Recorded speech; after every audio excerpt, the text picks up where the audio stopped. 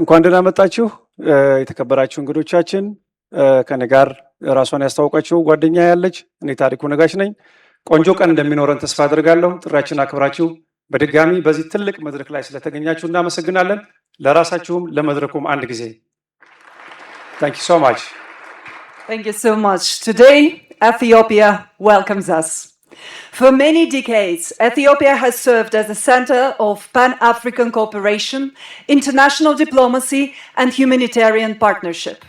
For this reason, Addis Ababa has been chosen to host the first World Public Summit on the African continent.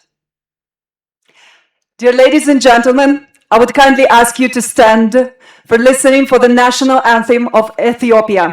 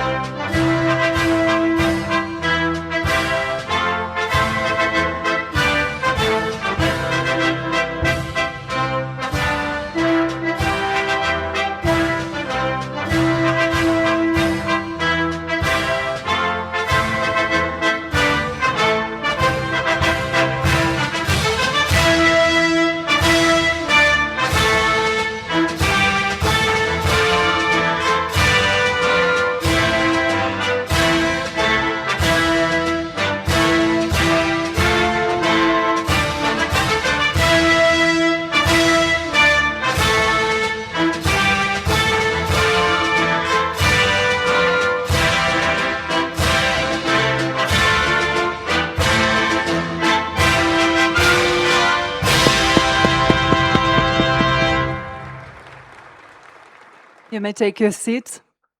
Thank you so much. Hosting the World Public Summit in Ethiopia will enrich the values of the New World through the unique experience of Africa and will make an important contribution of strengthening Africa's humanitarian, intellectual, and business presence on the global stage. Today, in this very nice hall with these high delegates, this hall brings to political leaders, as you can see, diplomats, distinguished diplomats, scholars, like Professor, one of our here friend, scholars, experts in education. Over here, I see scholars from universities, cultural and sustainable development, youth leaders. Almost half plus of the hall is completed or filled by the youth, representatives of socially responsible business, traditional religious communities, and the media. The World Public Summit in Africa is an important milestone in the development of international public and humanitarian dialogue. It's also a natural continuation of the first World Public Assembly, a new world of conscious unity, held in Moscow in September 2025. The assembly brought together more than 5,000 participants from 150 countries, so clearly demonstrating the global relevance of its humanitarian agenda. I would be happy to introduce the video which will take us back to that incredible event. አሁን ከዚህ ቀጥሎ በመጀመሪያውን ወርልድ ፐብሊክ አሴምብሊ ሞስኮ ላይ የተካሄደውን በ2025 አጭር ቪዲዮ እናያለን። ወደ እሱ እንመራችኋለን። ታንክ ዩ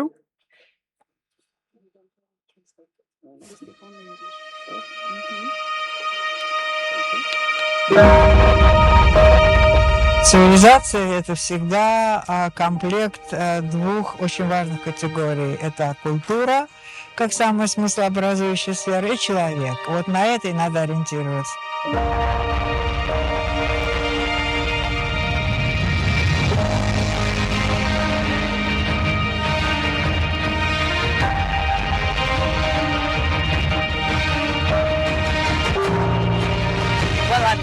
of the day, there will be a global ripple positive effect in all this gathering, that all the information being split out will bring back a positive economy, not just in Africa, but to the entire world.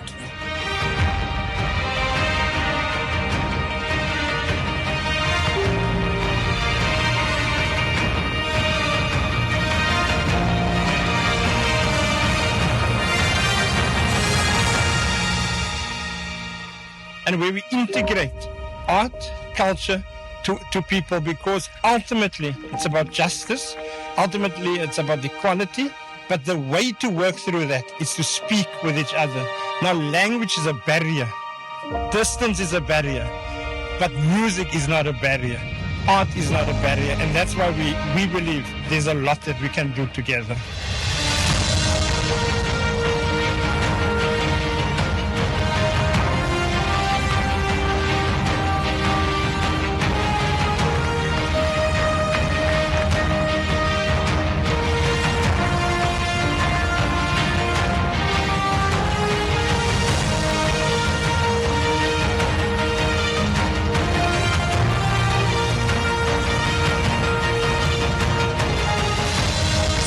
Assembly. It is one of its kind, humanity giving birth now in this country. So we need this platform to be created here. It's a miracle.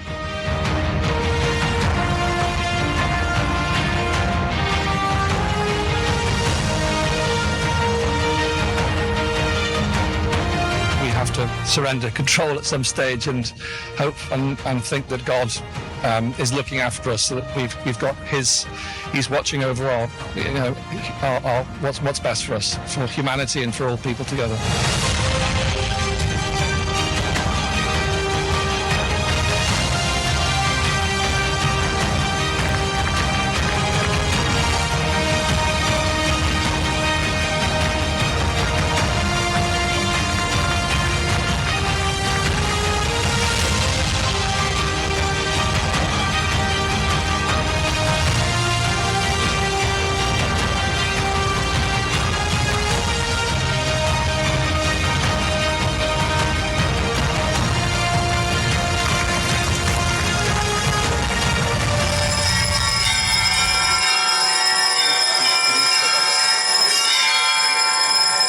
Независимо от того, дружат правительства между собой, не дружат, что где там происходит, а люди, которые не подчиняются, может быть, даже своим правительствам, а со своей доброй волей приезжают в одно место, обмениваются своими мыслями и идеями, и просто теплом сердца могут посмотреть друг другу в глаза и решить многие проблемы, которые не могут решить наше правительство. Замечательное место для таких добрых человеческих коммуникаций.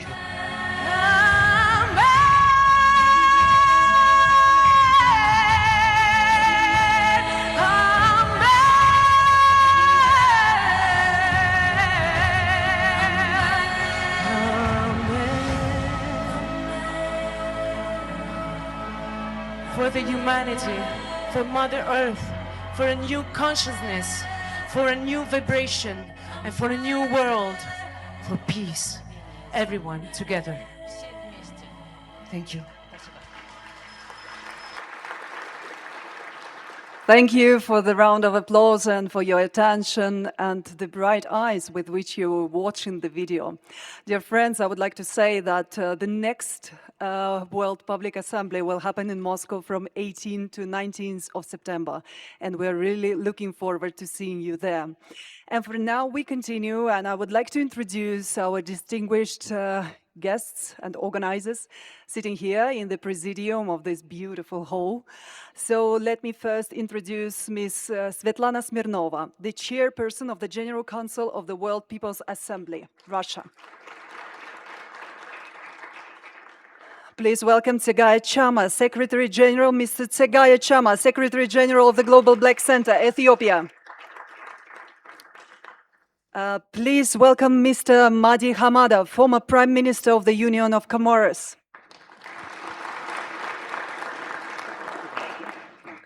Please welcome Abdi Fattah Kasim Mahmoud, the Minister of Information, Culture and Tourism of the Federal Republic of Somalia.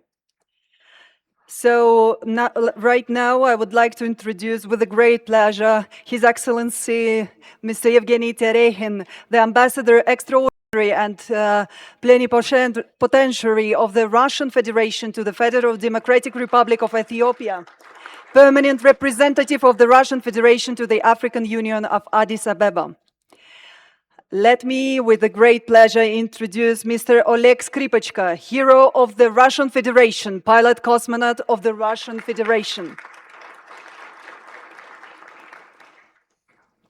With a great pleasure, I would like to introduce Professor Fidel Antonio Castro Smirnov, member of the Cuban Academy of Sciences, professor at the University of Havana, Cuba. And let me please introduce with a great pleasure Mr. Philip Osage, founder and chief strategist of the JSP Communications Nigeria, moderator of today's main plenary session, which will come a bit later. Thank you so much, dear sister. The World Public Assembly and the Regional World Public Summits were initiated by an organization with a unique history and a truly global mission. It has evolved from bringing together the people of Euro-Asia to building dialogue with Africa here, and ultimately to become a platform for cooperation among the peoples of the entire world. Today, this organization is known as the World People's Assembly. I will repeat it. This organization is known as the World People's Assembly. The Global Black Center is our co-organizer of the World Public Summit Africa. Please give a round of applause. Thank you very much. We appreciate the work of all the organizers and the counterparts to make this thing happen.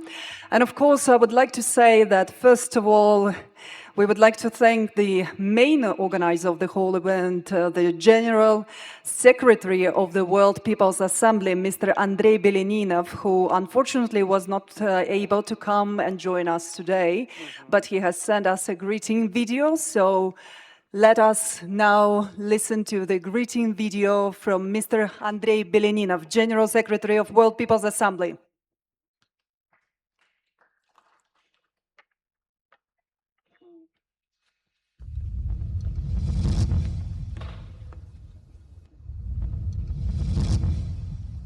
Уважаемые участники сегодняшнего форума, от имени Ассамблеи народов мира от всей души вас поздравляю с его открытием и желаю ему успехов. Мы так долго готовились к его началу, к его открытию.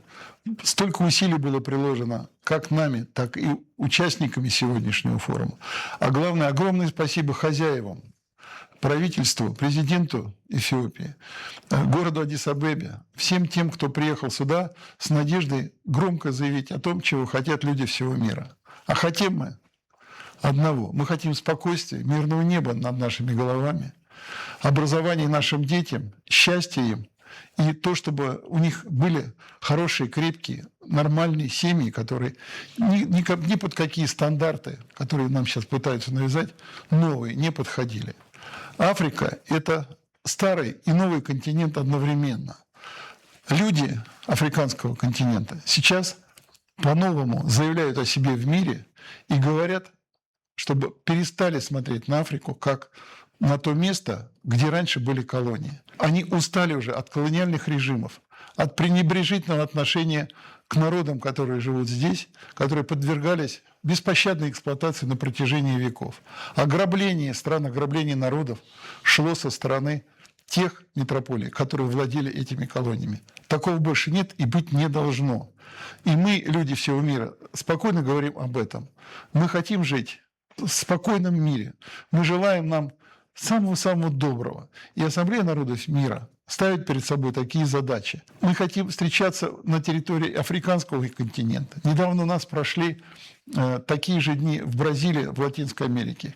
В начале года у нас был индийский саммит. И везде мы говорили на одном языке, невзирая на многоязычие и многоконфессиональность нашей планеты, нашей родной Земли. Еще раз желаю вам всего самого доброго, улыбок, счастья, успехов. Благодарю вас. Thank you very much. We see a lot of smiles here and a lot of happiness. And right now, I would like to continue our ceremony. And first of all, dear friends and dear guests, I would like to introduce one more distinguished guest who is here with us in the Presidium, Her Excellency Mrs. Maylene Suarez Alvarez, the Ambassador of Cuba to Ethiopia and South Sudan. Please welcome. Thank you very much. So, as I said, we are continuing, and right now I would like to invite to this stage Mr. Tsigai Chama, Secretary General of the Global Black Center, to deliver his welcome speech. Thank you. Yes. That's it.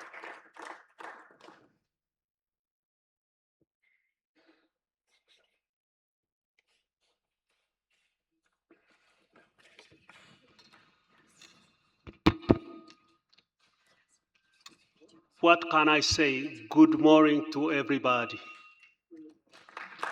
Yeah.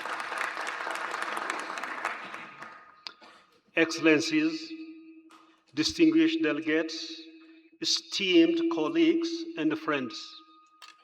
On behalf of the World People's Assembly and the Global Black Center, it is my profound honor to welcome you to Addis Ababa, the political capital of Africa, for this historic meeting of the World Public Summit Africa 2026, the first of its kind in the continent.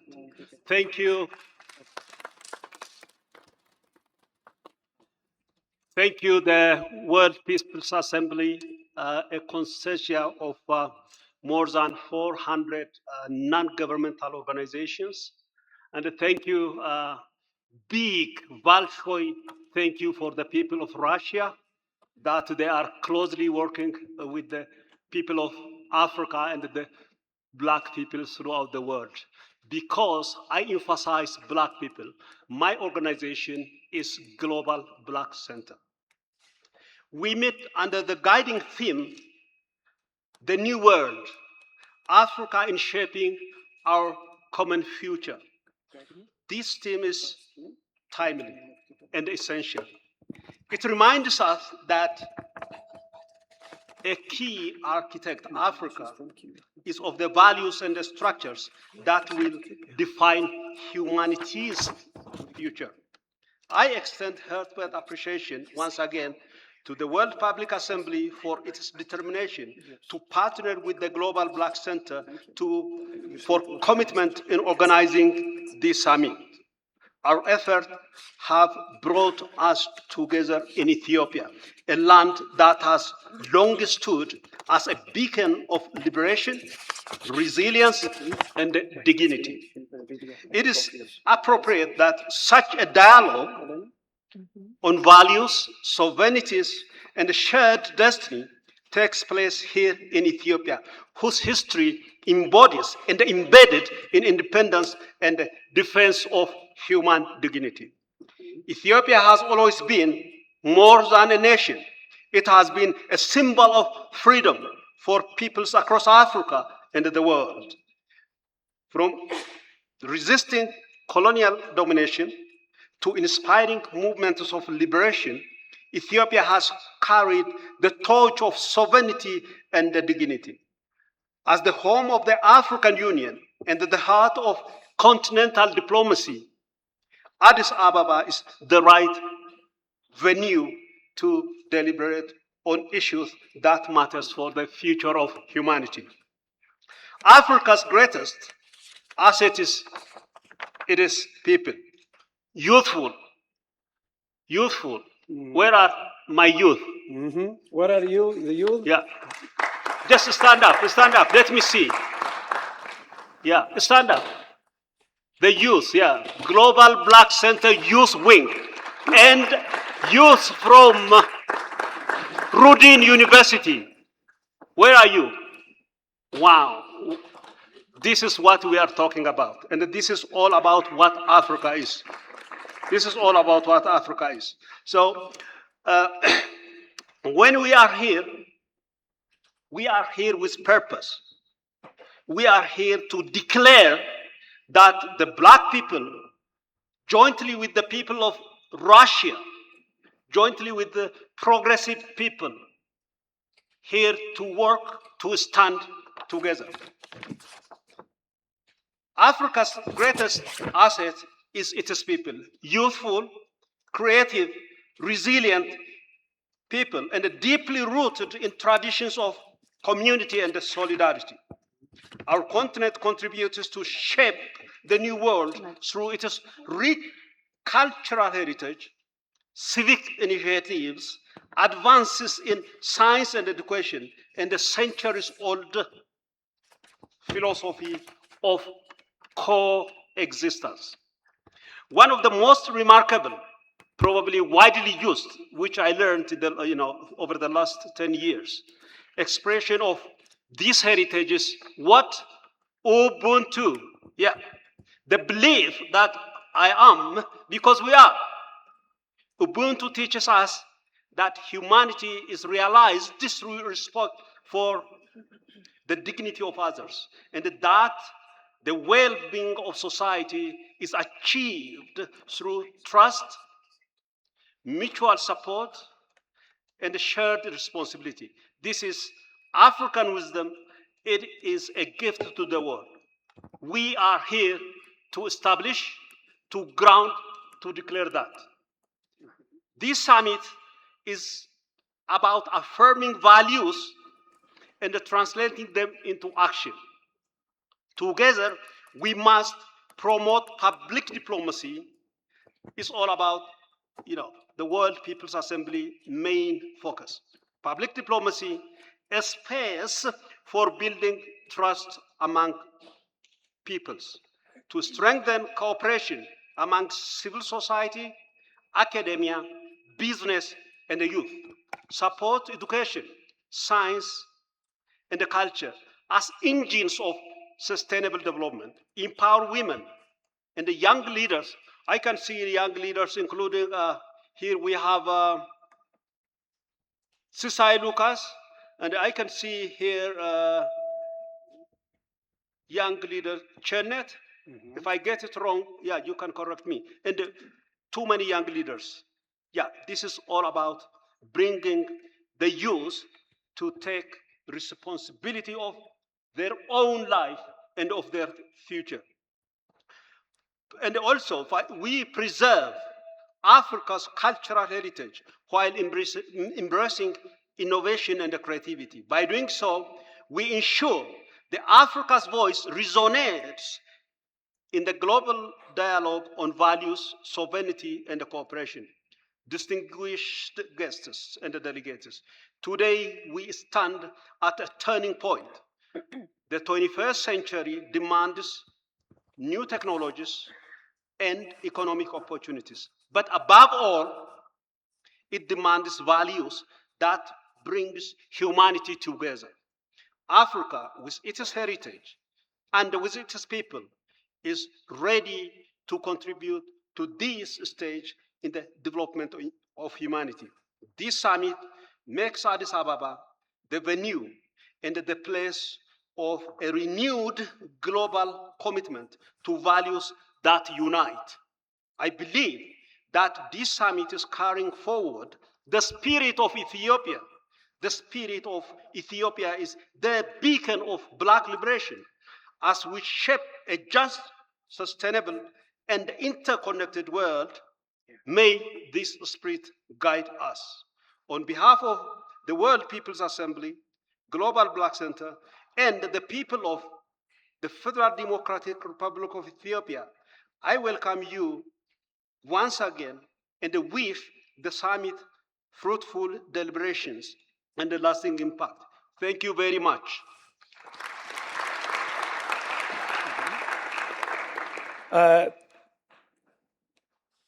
Once again, Mr. Tsaggaye, thank you so much for showing a great leadership for the success of this summit from our side, Ethiopia. Thank you so much, Mr. Tsaggaye. Now, thank you. Now we go to invite His Excellency, Mr. Yevgeny Terkian, Ambassador Extraordinary and Philanthropy of the Russian Federation to the Federal Democratic Republic of Ethiopia and Permanent Representative of the Russian Federation to the African Union to address to the summit. Thank you so much. Please welcome Mr. Yevgeny Terokhin.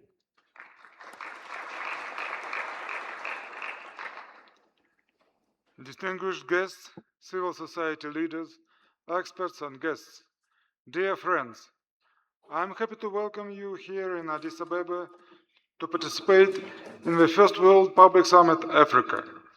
Holding the regional summit of the People's Assembly of the World here is a strategically sound step. Today, the architecture of a multipolar world is created not only in government offices, it is also shaped by the intensive efforts of the non-governmental sector, intellectual and cultural elites. Africa offers the global community a unique and viable civilizational model.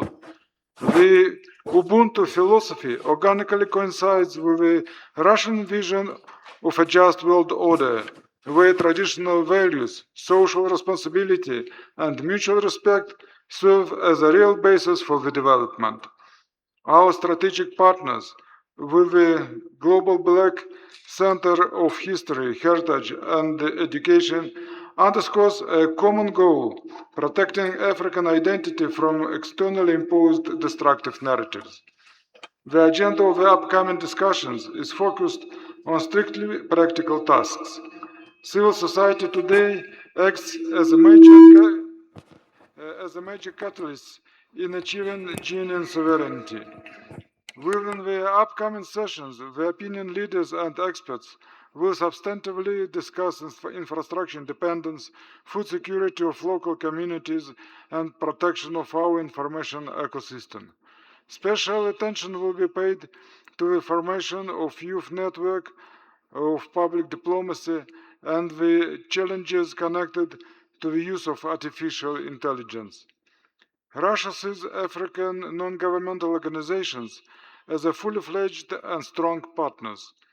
We are ready to accelerate the exchange of experience in the sphere of international scientific and educational cooperation and creative industries.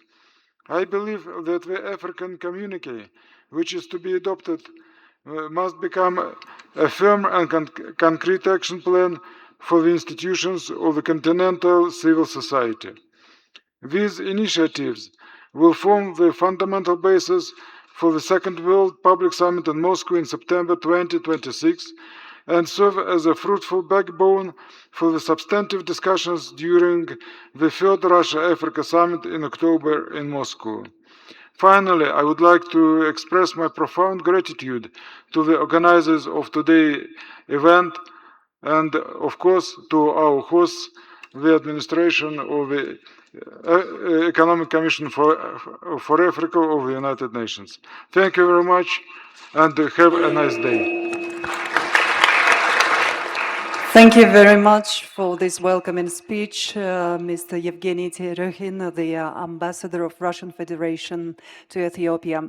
Now I would like to give the floor to the ambassador of Cuba to Ethiopia and South Sudan, to Mrs. Maylene Suarez Alvarez. Please take the floor and receive a welcoming speech to the audience. Thank you very much. Good morning. This is a very small message that I want to share with you. It has been very honored to be as a guest in this very and relevant event. That platform of cooperation for the entire world is very important in the circumstances that the world is facing. Allow me to assure that my small island has been in the list of the country has given only education, health, and vaccine to my population, with values of internationalism, and cooperation, and solidarity. I will assure that Cuba will continue living as independent state, and we will continue contributing to the peace and the dignity for all human beings. Thank you very much.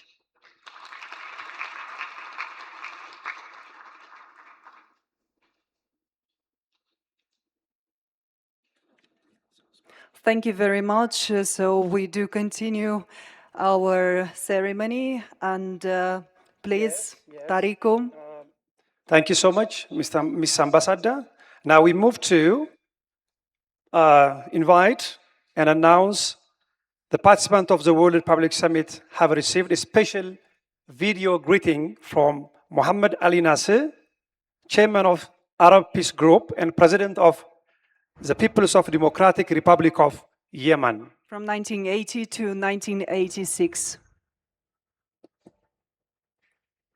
أصحاب الفخامة والمعالي والسعادة المشاركون الكرام في القمة العالمية للشعوب أفريقيا، السيدات والسادة، يشرفني أن أتوجه بكلمتي إلى المشاركين في القمة العالمية للشعوب أفريقيا المنعقدة في أديس أبابا، هذه الزهرة الجميلة التي تحتل مكانة فريدة في تاريخ القارة الأفريقية والتعاون الدولي. في هذه المدينة تأسست منظمة الوحدة الأفريقية في 25 مايو 1963 لتصبح رمزا لتطلع الشعوب الأفريقية إلى الوحدة والاستقلال والتنمية القائمة على حق تقرير المصير. وشارك في تأسيس هذه المنظمة الرئيس جمال عبد الناصر والإمبراطور هيلا سلاسي والرئيس كوامي نكروما والرئيس أحمد سكتوري، إلى جانب نخبة من القادة الأفارقة المؤسسين الذين أسهموا في دعم حركات التحرر الوطني وضع أسس العمل الأفريقي المشترك.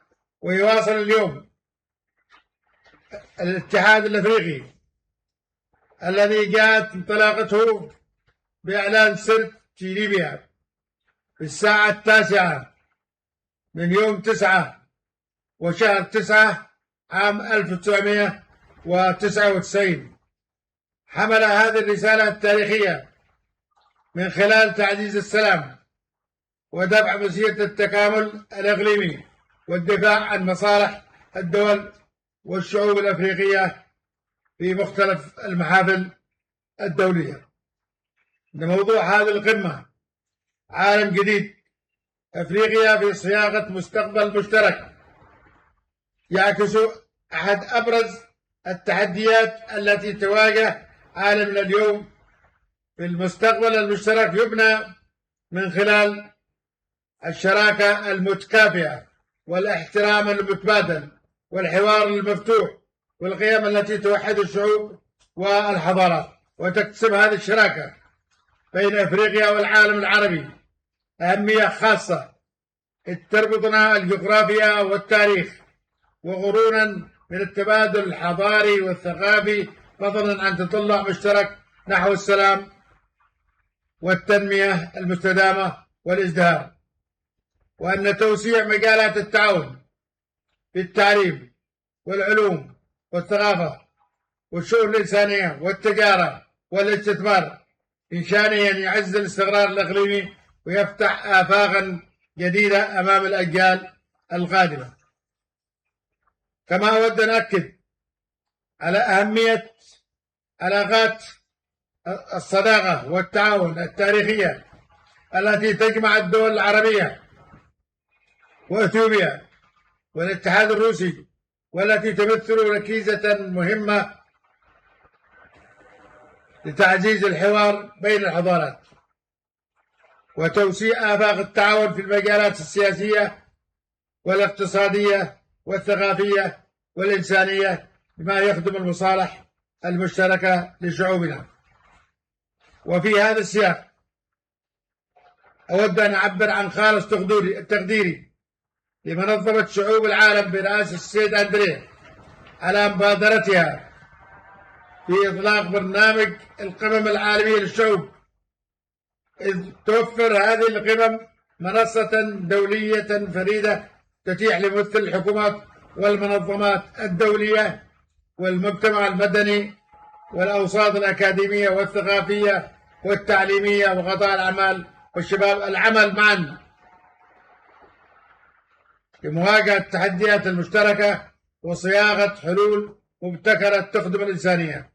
ونأكد باسم مجموعة السلام العربي بأن السلام الدائم لا يمكن فرضه، بل يبنى من خلال الحوار والتفاهم المتبادل والاحترام. ويبدأ السلام عندما يكون الناس على استعداد للاستماع إلى بعضهم البعض وتقدير اختلافاتهم واكتشاف القيم التي تجمعهم وتوحدهم. ومن هنا أصبحت الدبلوماسية الشعبية إحدى أهم أدوات تعزيز الثقة والتعاون بين الشعوب.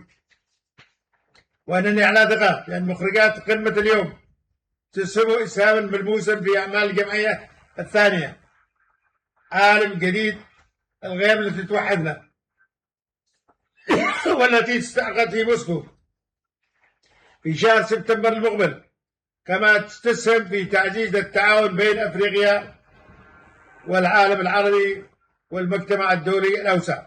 أتمنى لجميع المشاركين نقاشات مثمرة وشراكات ناجحة وكل التوفيق في تعزيز التزامنا المشترك بالسلام والتنمية وبناء مستقبل مشترك. شكرا لحسن استماعكم.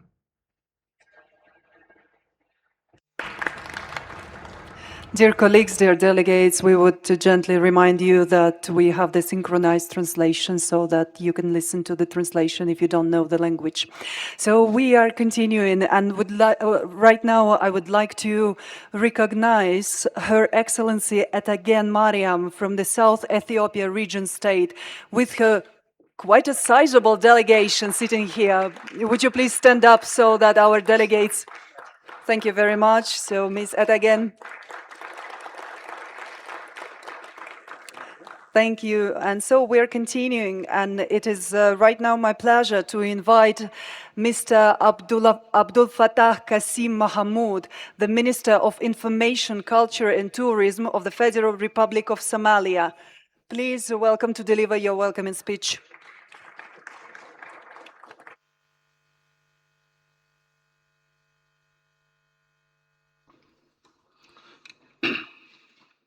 Your Excellencies, distinguished delegates, ladies and gentlemen, it is great honor and privilege to address this distinguished gathering on behalf of the federal government and the people of the Federal Republic of Somalia.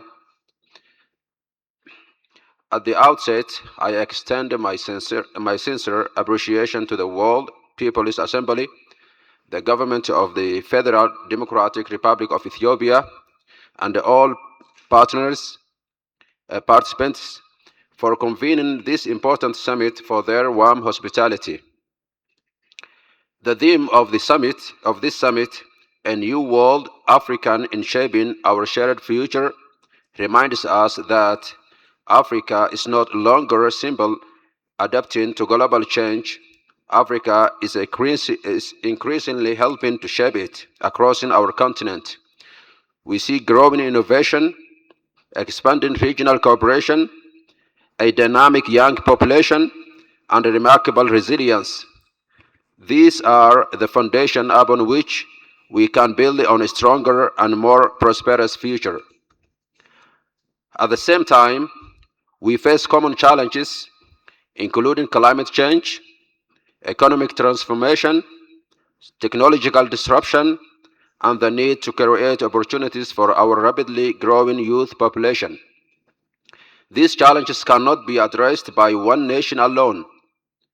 They require a stronger partnership, greater solidarity, and a shared commitment to peace, good governance, and sustainable development.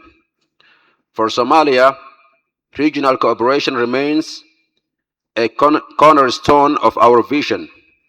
We are committed to working closely with our African brothers and sisters to promote stability, strengthen institutions, advance digital transformation, preserve our rich cultural heritage, and unlock opportunities for economic growth that benefit all our people. As we begin this summit, let us move beyond dialogue to action. Let us build a partnership that deliver practical solutions, inspire innovation, and create lasting opportunities for future generations. Together we can ensure that Africa's voice is heard, respected, and influential in shaping a more peaceful, inclusive and prosperous world. I wish this summit every success and all participants fruitful and productive deliberation. God bless you and God bless Ethiopia. Thank you very much. Thank you so much. Now we proceed. I will invite Dr. Ababa Yirga Damu to read the greeting message of the President of Addis Ababa University, His Excellence, Dr. Samuel Kifle. Thank you so much. Please.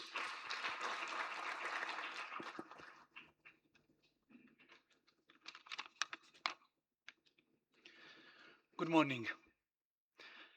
Your Excellencies, distinguished delegates, representatives of academia, international organizations, the private sector, and civil society. Ladies and gentlemen, on behalf of the President of Addis Ababa University, His Excellency Dr. Samuel Kifle, it's my pleasure and it's my distinct honor and privilege to welcome you to Ethiopia, Addis Ababa, the political and diplomatic capital of Africa, and to Addis Ababa University, Ethiopia's premier flagship and autonomous university.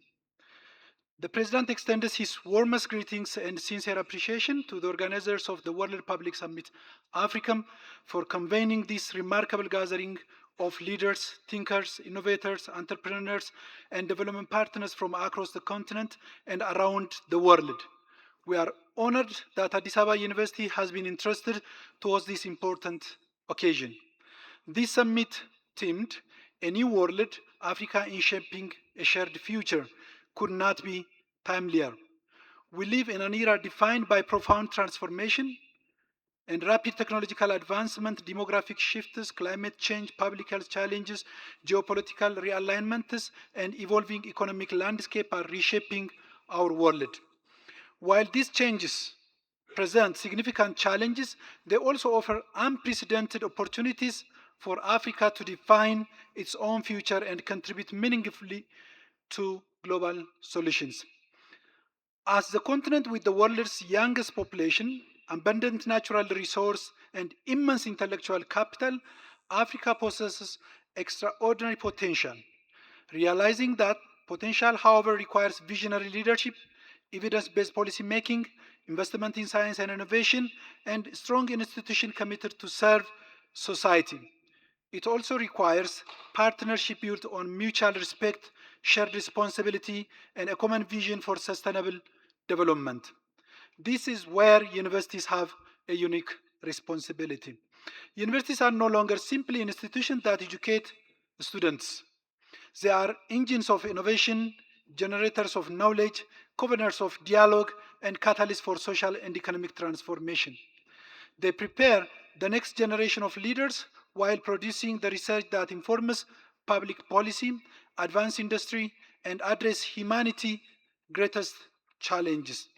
For more than 75 years, Addis Ababa University has profoundly fulfilled its responsibility. As Ethiopia's oldest and most distinguished institution of higher learning, our university has educated generations of leaders, scholars, diplomats, scientists, entrepreneurs, and public servants who contribute to shape Ethiopia, Africa, and the international community. Throughout our history, Addis Ababa University have remained its commitment for academic excellence, public service, and the pursuit of knowledge for the common good. Today, that commitment is being renewed through our 5-year strategic plan, which is named as Reimagining Our Future. This strategy charts an ambitious course toward becoming one of Africa's leading research university and a globally respected center of excellence. Central to this vision is our belief that knowledge must extend beyond the classroom. It must improve lives, strengthen institutions, inform policies, drive economic growth, and contribute to the peace, justice, and sustainable development. This philosophy aligns closely with the aspiration of Agenda 2063, the Sustainable Development Goals, and indeed with the purpose of this particular summit. The World Public Summit provides an important platform for exactly this kind of engagement. It brings together voices from government, academia, business, civil society, and international organizations to exchange ideas, challenge assumptions, and forge partnership capable of addressing complex global issues. No single institution or nation can solve today's challenges alone. Progress depends upon collaboration, innovation, and our collective willingness to learn from one another. We therefore hope that your time here will inspire meaningful dialogue, stimulate innovative thinking, and give rise to partnerships that extend far beyond the duration of this summit. Addis Ababa University stands ready to work alongside institutions and organizations across Africa and the world in advancing research, innovation, capacity building, and sustainable development. As you participate in the session, I also encourage you to experience the rich history, culture, and hospitality that Ethiopia and the city of Addis Ababa have to offer. This city has long served as a meeting place for nations and peoples where ideas and exchanged, friendship are forged, and Africa's future continues to be shaped. Ladies and gentlemen, on behalf of the President of Addis Ababa University, I once again extend our heartfelt welcome to each of you. Thank you for joining us, for sharing your expertise, and for contributing to conversations that will help shape a more prosperous, innovative, and sustainable future for Africa and the world. I wish you a success and inspiring summit. Thank you very much.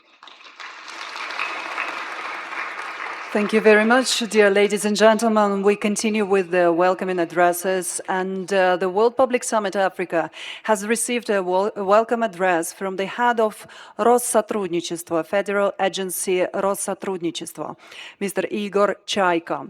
The floor for reading out the greeting is provided to the director of the Russian House in Addis Ababa, Mr. Vladimir Golovachov.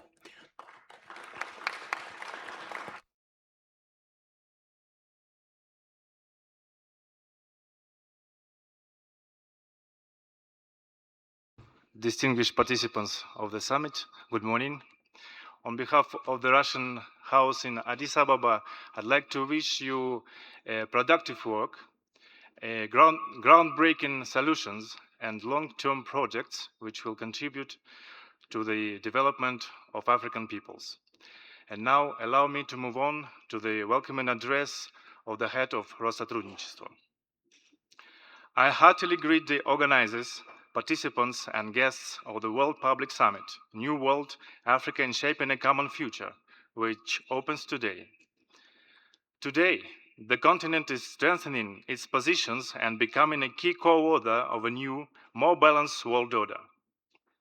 Immense human capital, a young population, growing regional integration, vast natural resources, a rich cultural heritage, and the increasingly confident voice of civil society institutions make Africa one of the centers of global development. Without due regard to its interests and perspective, it is impossible to find fair solutions to modern challenges. This event creates the conditions for an open dialogue, the foundation of true multipolarity, and the key to finding solutions to complex issues such as food security, the preservation of historical heritage, and the modernization of international structures. I am confident that this intellectual platform, gathering experts from dozens of countries, will provide a real opportunity to chart effective paths toward ensuring the economic independence of the region.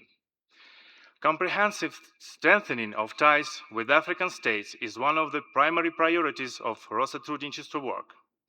The agency is expanding its network of state-run and partner Russian houses on the continent, facilitating high-quality education for African youth at Russian universities and implementing cultural, educational, and humanitarian projects. I wish everyone engaged in discussions, valuable connections, and reliable partners. May all your endeavors serve the well-being of the peoples of Russia and Africa. Respectfully, Igor Chaika. Thank you so much. Thank you very much, Mr. Vladimir Golovachov, the director of the Russian House in Addis Ababa. Thank you. So, dear colleagues, dear delegates, right now this is my great pleasure to invite Mr. Oleg Skripochka, the hero of the Russian Federation and pilot cosmonaut of the Russian Federation. Mr. Oleg Skripochka, I would kindly ask you to take the floor. The hero of Russia, and cosmonaut right now, Oleg watch this video, please. Skripochka, has completed 3 long-duration missions to Earth orbit with a total duration of 536 days. The future cosmonaut was born on December 24th, 1969 in Nevinomesk, Stavropol Krai. As early as his school years, he became interested in cosmonautics while participating in the Zaporizhia experimental detachment of young cosmonauts, named after Komarov. From his first year of study at Bauman Moscow State Technical University, majoring in aircraft, he interned at RSC Energia. After graduating from the university and until his selection as a cosmonaut candidate in 1997, he worked as an engineer in the project department, developing crewed and cargo spacecraft. He later worked on the development of ground equipment for launch vehicles and payloads for the Sea Launch program. In December 1999, after passing a series of medical examinations and undergoing specialized training, Oleg Skripochka was qualified as a test cosmonaut. He underwent training for emergency landing scenarios of a descent module in wooded, swampy terrain and on water. Oleg Skripochka first launched into space in October 2010 as a flight engineer of the Soyuz TMAM spacecraft, alongside cosmonaut Alexander Kaleri and NASA astronaut Scott Kelly. During this flight, he performed 3 spacewalks, totaling 16 hours and 39 minutes. His second flight was in 2016 as an engineer of the Soyuz TMA-20M spacecraft, alongside spacecraft commander Roscosmos cosmonaut Alexei Ovchinin and flight engineer NASA astronaut Jeffrey Williams. The duration of this expedition to the International Space Station, ISS, was 172 days. Skripochka launched into orbit for the 3rd time in September 2019 as the commander of the Soyuz MS-15 spacecraft, alongside flight engineer NASA astronaut Jessica Meir and spaceflight participant Hazza Al-Mansouri, the first astronaut from the United Arab Emirates. In February 2020, Roscosmos cosmonaut Oleg Skripochka took command of the International Space Station from Italian astronaut Luca Parmitano. Skripochka's 3rd expedition to orbit ended in April 2020 and lasted nearly 205 days. Oleg Skripochka has been awarded the Gold Star Medal of Hero of the Russian Federation, as well as the Order of Merit for the Fatherland, 4th and 3rd classes. Pilot cosmonaut of the Russian Federation and Hero of Russia, Oleg Skripochka has repeatedly participated in Roscosmos live broadcasts and serves as a consultant for the informational programs Space Environment and Big Space.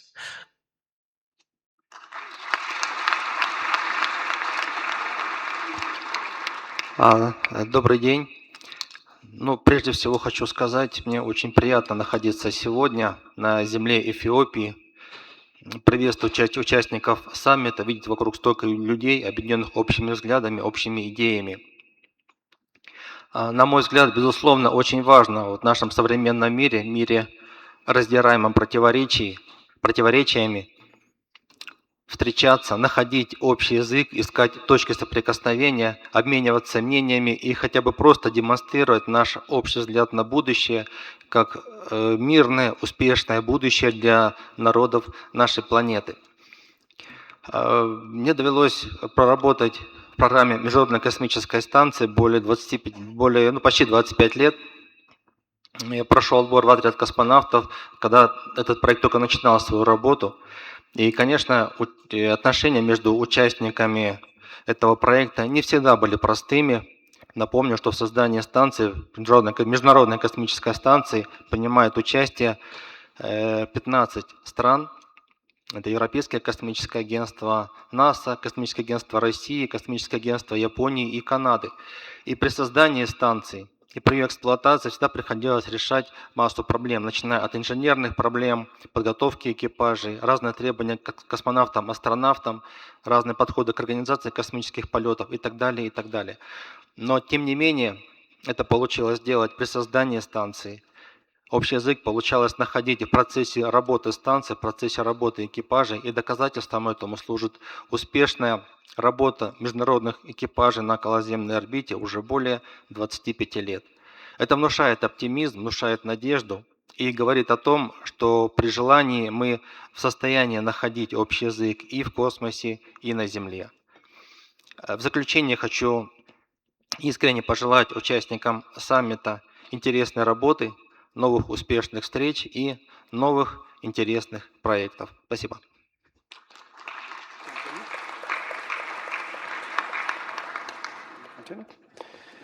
Okay, then, ladies and gentlemen, honorable guests, most importantly, the youth, we sincerely thank all the distinguished guests for their inspiring and most thoughtful message and warm greetings. Please give a warm round of applause to all our guests and speakers. Thank you so much.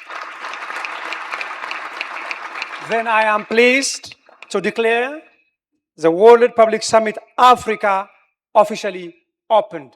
Thank you so much. Thank you very much, dear guests. The World Public Summit Africa is officially opened, and we are now moving on to the plenary session.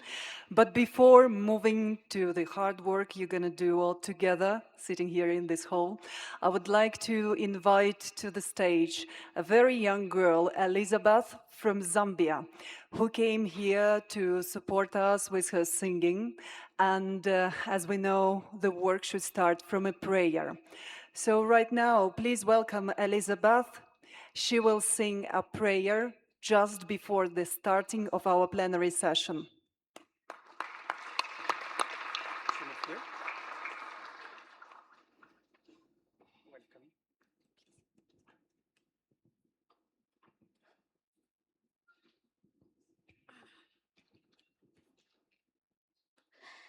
Here we are, standing in your presence. Here we are, standing in your presence. Shekinah glory, come down. Shekinah glory, come down. Here we are, standing in your presence. Here we are, standing in your presence. Shekinah glory, come down. Release the fullness of your spirit. Shekinah glory come. Shekinah glory come. Release the fullness of your spirit. Shekinah glory come. Shekinah glory come. Release the fullness of your spirit. Shekinah glory come. Shekinah glory come. And the angels cry, holy, oh creation rise. Holy, you are lifted high. Holy, holy forever. Your name is the highest. Your name is the greatest. Your name, it stands above them all, above all thrones and dominions, all powers and positions. Your name stands the power of them all, and the angels cry, holy, oh creation rise. Holy,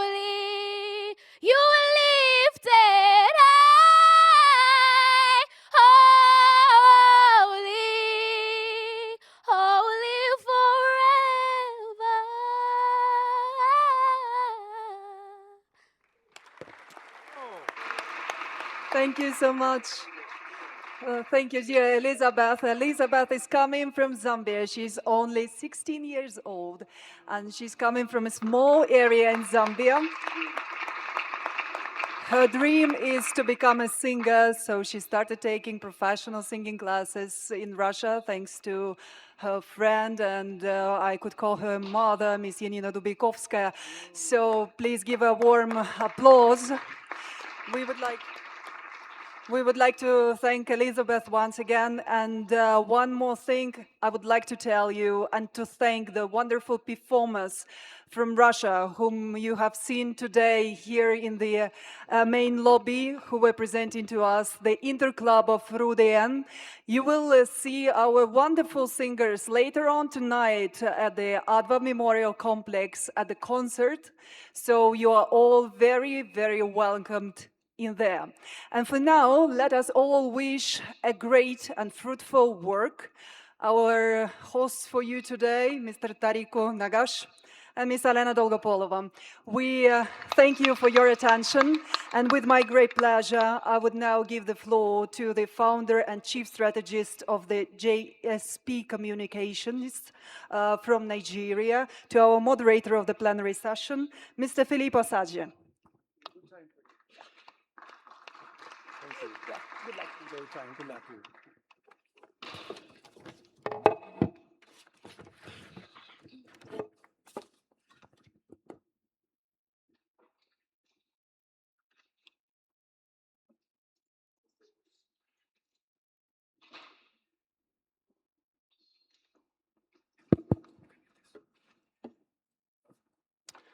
Your Excellencies, distinguished ladies and gentlemen, it's my utmost pleasure to welcome you all once again to this session.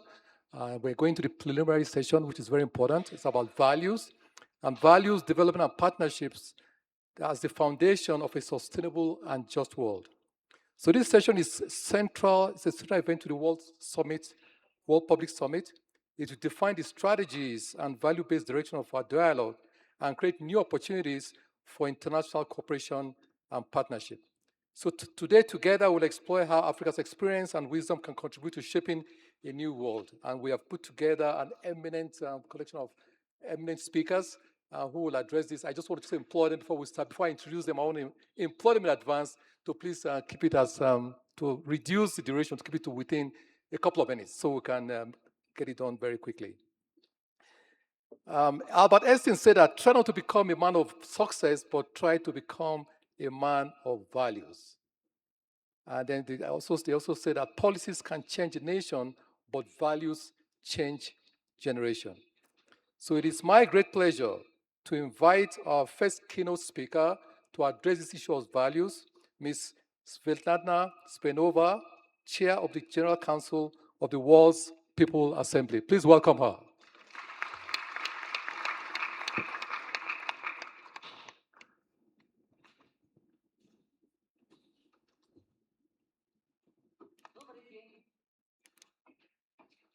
Добрый день, дорогие друзья, ваше превосходительство.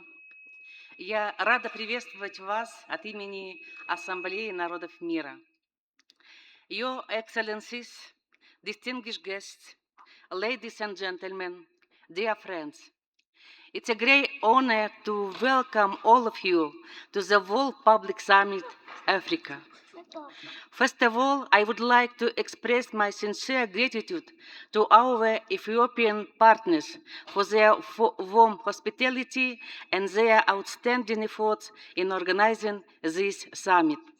Thank you so much, Mr. Tsegaya. Thank you, Mr. Tariku, and of course, our Embassy of Russian Federation in Ethiopia.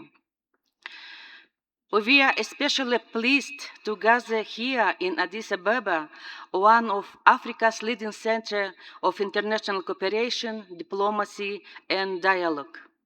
Dear friends, allow me to say a few words about our assembly. Our journey began in 2017, when we established the Eurasian People's Assembly. As our cooperation expanding and we began working closely with our African partners, we became the Eurasian and African People's Assembly. Last year, reflecting the growing geography of our cooperation and the global nature of our mission, we became the World People's Assembly. And today, our assembly, World People's Assembly, brings together members, partners, and friends from more than 150 countries, united by shared commitment to dialogue, cooperation, and mutual respect. Dear friends, we are living in a time when the world is changing faster than ever before. Scientific discoveries, technological progress, and digital transformation are opening remarkable new opportunities for humanity. At the same time, we are facing challenges not that no country can overcome alone. Climate change, humanitarian crisis, inequality, conflicts, and the rapid transformation of our societies remind us that the future cannot be built by nations' action in isolation. That's why today we need more than technological progress. We need trust, we need dialogue, we need a culture of cooperation. I often say that the 20th century was in the many ways the century of competition between countries. The 21st century must become the century of cooperation among people. No nation can build the future alone. No civilization possesses all the answers. Only by bringing together the wisdom, experience, and cultural heritage of different peoples can we create a just, peaceful, and sustainable world. That's why the public diplomacy is no longer simply an additional the interstate relations. It's becoming an essential humanitarian foundation. Governments can sign agreements, but only people can build trust. Only people can create mutual understanding. Only people can transform dialogue into lasting cooperation.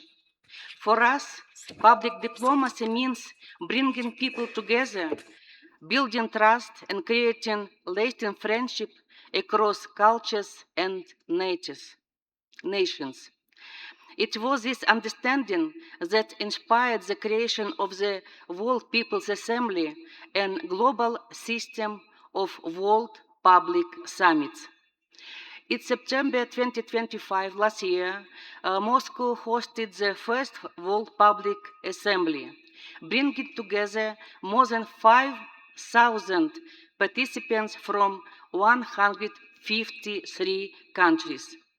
It demonstrated that people throughout the world are ready for a new culture of international dialogue based on mutual respect, equality, and shared responsibility.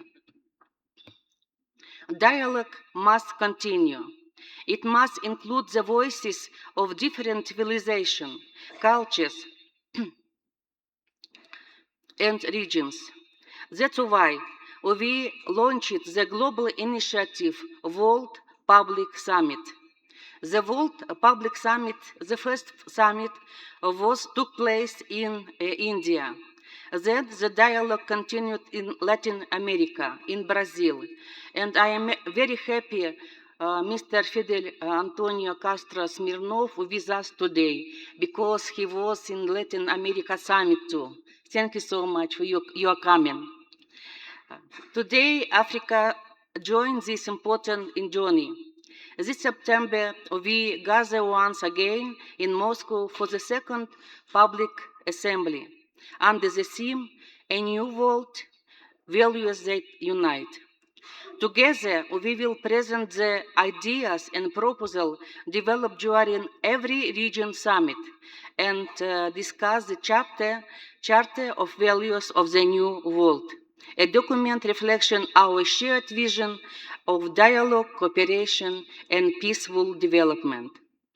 Our summit is taking place at a particularly significant moment for Russia-Africa cooperation. This October, Moscow will host the third Russia-Africa Summit and Russia-Africa Economic and Humanitarian Forum. I believe that the dialogue we are holding today in Addis Ababa will enrich that important meeting with new ideas, new partnership, and new humanitarian initiatives. I sincerely hope that many of our African partners will continue this dialogue in Moscow, contributing to the further development of Russia and Africa cooperation. Dear friends, I am especially pleased to see so many young people in this hall today. Mr. Chama talked about that. Your presence gives us confidence that the future of public diplomacy and future of our planet is in a good hands.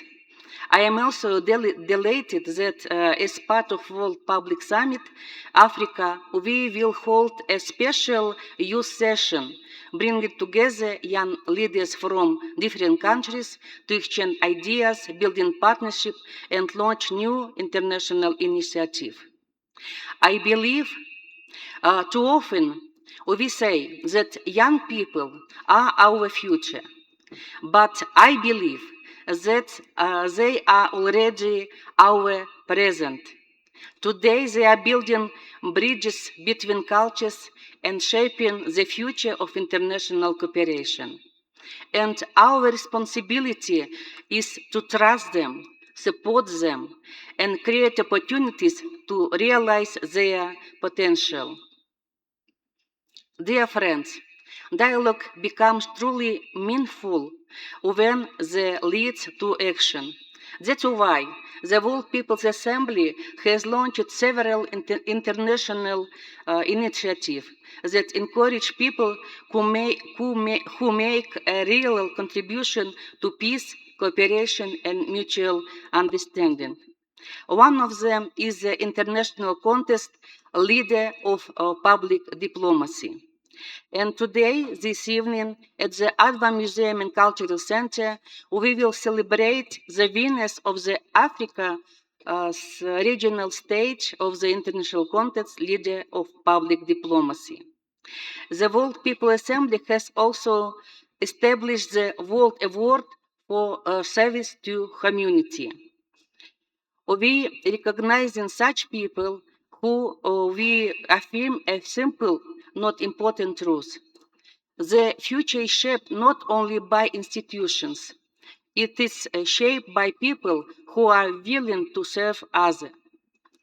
Today, we are also honored to establish the representative office, the World People's Assembly in Zambia. And I sincerely congratulate our Zambian partners on this important occasion.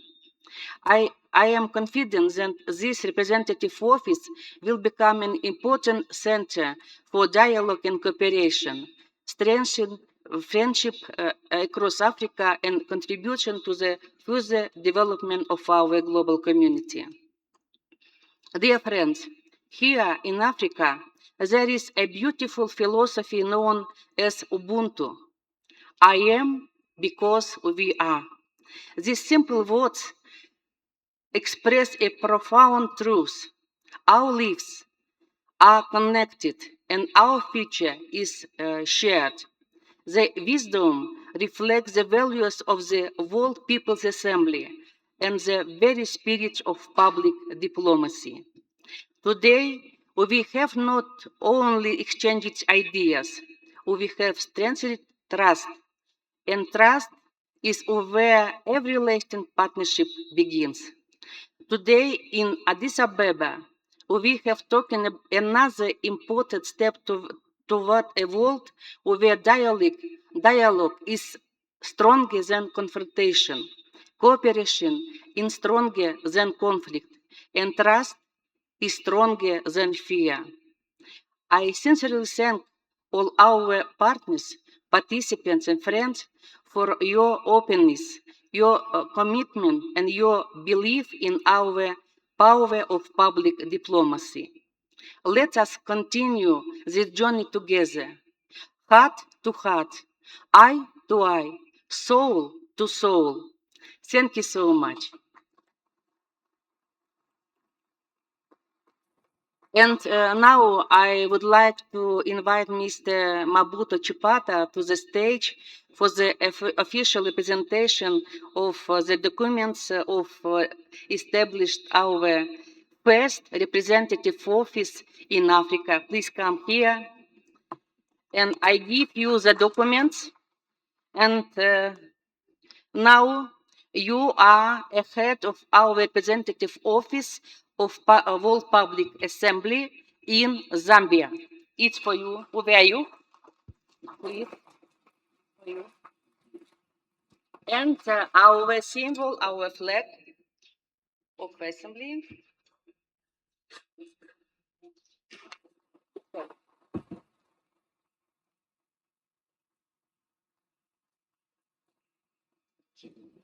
It is our first representative office in African countries, but I believe we can open the same representative office in every African countries.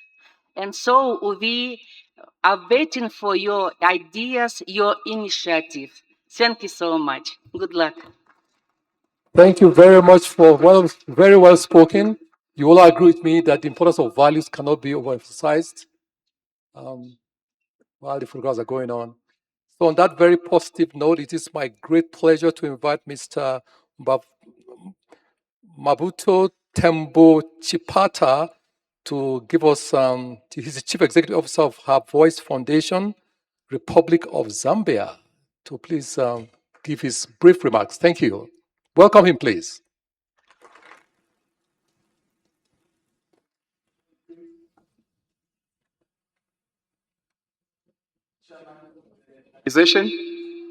Secretary General, distinguished guests, today really marks a very important milestone for Africa, not only for the World People's Assembly, for Africa as a whole.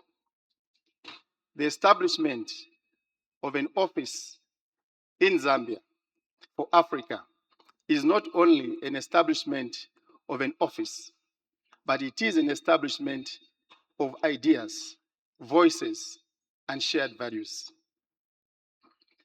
This platform will afford an opportunity for Africa to connect with Africans, institutions, and communities. Why Zambia? Zambia has been associated with a lot of diplomacy. The fight for liberation for Southern Africa, which was spearheaded by our late president, Dr. Kenneth Kaunda, in cooperation with many countries, including Ethiopia, where we are today, who has made the decision to establish the first office in Zambia, is evidence that Zambia can help continue to advance the purpose of the World People's Assembly. More so, in Zambia, we have already registered 5 members to the organization. Zambia is at the center of Southern Africa. The location itself is an advantage. It is the heart of the Zambezi River, which unites 6 African countries. And yesterday, we had the privilege to launch a project for the Zambezi River in Africa. What will this office do for us in Africa? Number one, it will coordinate all the efforts that we have in Africa. Number two, we will implement, it will help us implement the resolutions for the World People's Assembly in Africa. Our expectation is that we continue to forge ahead with the belief that we can change Africa into a better world, from a dependency in natural resources to a stage where Africa can become the hub of economic development, technology, and a bright future for our youth. Our appeal to all African countries is to support this project and work together to continue to advance the cause of Africa. I thank you for listening.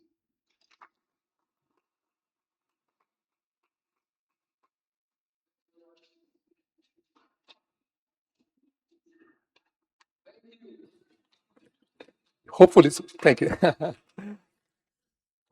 Our next speaker is Mr. Madhu Hamadu, he's former Prime Minister of the Union of the Comoros. His Excellency, Africa is at the crossroads, and I think his remarks will be most appropriate for us at this time. His Excellency, please, you're welcome to give your brief remarks. Thank you.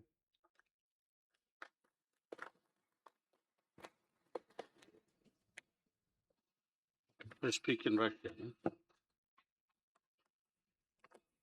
Дамы и господа, дорогие друзья, уважаемые гости, тема моего выступления – островные государства Африки в пределах континента или на его окраине. Когда речь идет об Африке, в мыслях сразу возникает массивный контур континента, его реки, пустыни, просторы, мегаполисы. Слишком часто забывается, что Африка – это также 6 островных государств – Кап-Верде, Сан-Томе и Принципы, Коморы, Мадагаскар, Маврикий и Сейшельские острова. Мы приехали из Африки, конечно, из глубин океанов, но один и тот же вопрос преследует нас на каждом саммите. Мы внутри континента или на его периферии? Если мы дадим неправильный ответ на этот вопрос здесь, на социальном саммите, то новый мир, который мы хотим построить, будет неполным. Первый. На периферии по цифрам, в сердце по истории. На бумаге мы периферия, 6 государств, менее 5% населения Африки. Стоимость импорта на 30-40 выше. Территории разделения океаном. Но это бухгалтерский взгляд, тот самый, который ставит нас в конец списка дорожный, железнодорожный и электрических коридоров континента. Но история говорит иное. Мы первая Африка, с которой познакомился мир. Наши порты, Мурони, Антирана, Прая, Пурлуй были воротом Африки в Азию и Европу. Наши креольские, суахильские, афроарабские общества – доказательство того, что Африка никогда не была закрытым континентом. Поэтому мы не географическая периферия, мы связующее звено Африки с миром. В новом мире мосты важнее стен. Второе. В центре социальные потрясения, на краю социальные решения. Социальная сфера не врет, наши проблемы на 100% африканские. Безработица среди молодежи, продовольственная безопасность, неравенство здравоохранения, образование. Но наши потрясения умножаются. Когда циклон обрушивается на Мадагаскаре, например, за 48 часов страдают 1,5 миллиона человек. Когда океан наступает на Анжуане, на Коморские острова, или в мае, отступать никуда. Когда растут цены на рис или нефть, у островных семей нет местной альтернативы. И тем не менее, взлетав в Африканском социальном фонде, в крупной программной социальной защите, островной фактор до сих пор рассматривается как особенность в сноске. Африканская хартия напоминает, Африка примирится сама с собой только тогда, когда ни одна из ее частей не будет чувствовать себя брошенной. И третье. Наши предложения для нового мира. Я пришел не жаловаться. Я пришел с предложениями. Голубая Африка – третий столб нашего общего будущего. Если 20 век были веком саванны лесов Африки, то 21 век должен стать веком голубой Африки. Это означает 3 конкретные обязательства для этого саммита. Во-первых, социальный пакт для голубой экономики. Наши исключительные экономические зоны в совокупности превышают 6 миллионов квадратных километров. Это больше, чем Индия. Устойчивое рыболовство, морская биотехнология, морская энергетика, устойчивый туризм. Будем финансировать африканские морские университеты. Создадим голубой африканский рынок в рамках ЗЛК. Земля кормит, море тоже должно кормить. В-третьих, социальная климатическая защита островов. Создадим механизм континентальной солидарности для покрытия и потерь и ущерба. Когда острову наносится удар, весь континент должен откликнуться. Это не помощь, это братское страхование. Мы принадлежим друг другу. В-третьих, физическая и цифровая связанность. Нет общего будущего без подводных кабелей, без африканских морских линий, без взаимных прав на каботаж между островами и континентом. К 2030 году ни один молодой человек в Джоэзе на Коморах, в Прае на Капо-Верде или Виктории на Сейшельских островах не должен будет говорить сложнее добраться до Аддис-Абебы или Найроби, чем до Парижа. В заключение, острова не находятся ни внутри, ни на периферии. На самом деле они в центре. Архипелаги – это лишь верхушка айсберга. Континенты – это подводная основа, которая его поддерживает. Географическая изоляция и ограниченность внутренних рынок накладывает на них серьезные ограничения. В отличие от континентальных стран, которые могут полагаться на африканские автомобильные и железные коридоры, острова полностью зависят от морских и воздушных путей для снабжения и торговли. И это будет всегда. Эта изоляция создает несоразмерные транспортные расходы, которые сказываются на экономической конкурентоспособности. Но это же самое касается и 16 стран-энклавов на континенте, у которых вообще нет прямого выхода к морю. Хотя эти островные государства окружены обширными, исключительными экономическими зонами, они парадоксальным образом импортируют большую часть своих основных продуктов питания. За исключением Мадагаскара, плодородной земли здесь мало, и она часто отводится под традиционные культуры для продажи. Из-за зависимости от импортных товаров они прямо подвержены росту мировых цен. В итоге африканские острова страдают от двойного климатического удара. Они выбрасывают меньше 1% мировых парниковых газов, но находятся на передовой изменения климата, повышение уровня моря, закисление океанов и частые тропические циклоны угрожают их физической целостности и давят на их национальные бюджеты из-за постоянных расходов на восстановление. Перед финансовыми рынками их считают слишком рискованными, чтобы получить кредиты на устойчивости по приемлемой ставке. В конце концов, островные государства Африки разделяют судьбу своих континентальных братьев. Если посмотреть на глобальном уровне, эти острова предстоят перед нами такими, какие они есть, связями, которые соединяют Африку с остальным миром. Таким образом, с 1963 года Организация Африканского единства, а затем Африканский союз признали наши острова законными и неотъемлемыми морскими фасадами африканского геополитического пространства. Называть эти острова перифериями было бы большой ошибкой. Наоборот, они находятся в центре грандиозного процесса стратегического переосмысления. В связи с этим государства, расположенные на морских путях Индо-Тихоокеанского региона и Атлантической Африки, привлекают внимание всего мира. Поэтому я отвечаю на вопрос. Мы не внутри и не на периферии. Мы в центре полноценной Африки. Африки с сахельским, экваториальным и островным лицом. Африки, которая смотрит и на Землю, и на океан.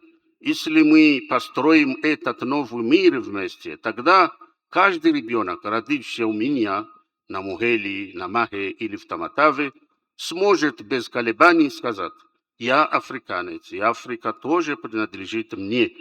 Это и есть общее будущее, это и есть тот Африканский союз, который мы хотим. Благодарю вас за внимание. Спасибо. Thank you very much, Mr. Hamada. Thank you very much. Our next speaker has a name that's very familiar. His name dates back to history of Fidel Castro that we all know. So it's my pleasure to invite Professor Fidel Antonio Castro Smirnov to speak to us. He's the professor, he's a member of the Cuban Academy of Science and a professor of the University of Havana. Please welcome Mr. Castro Smirnov.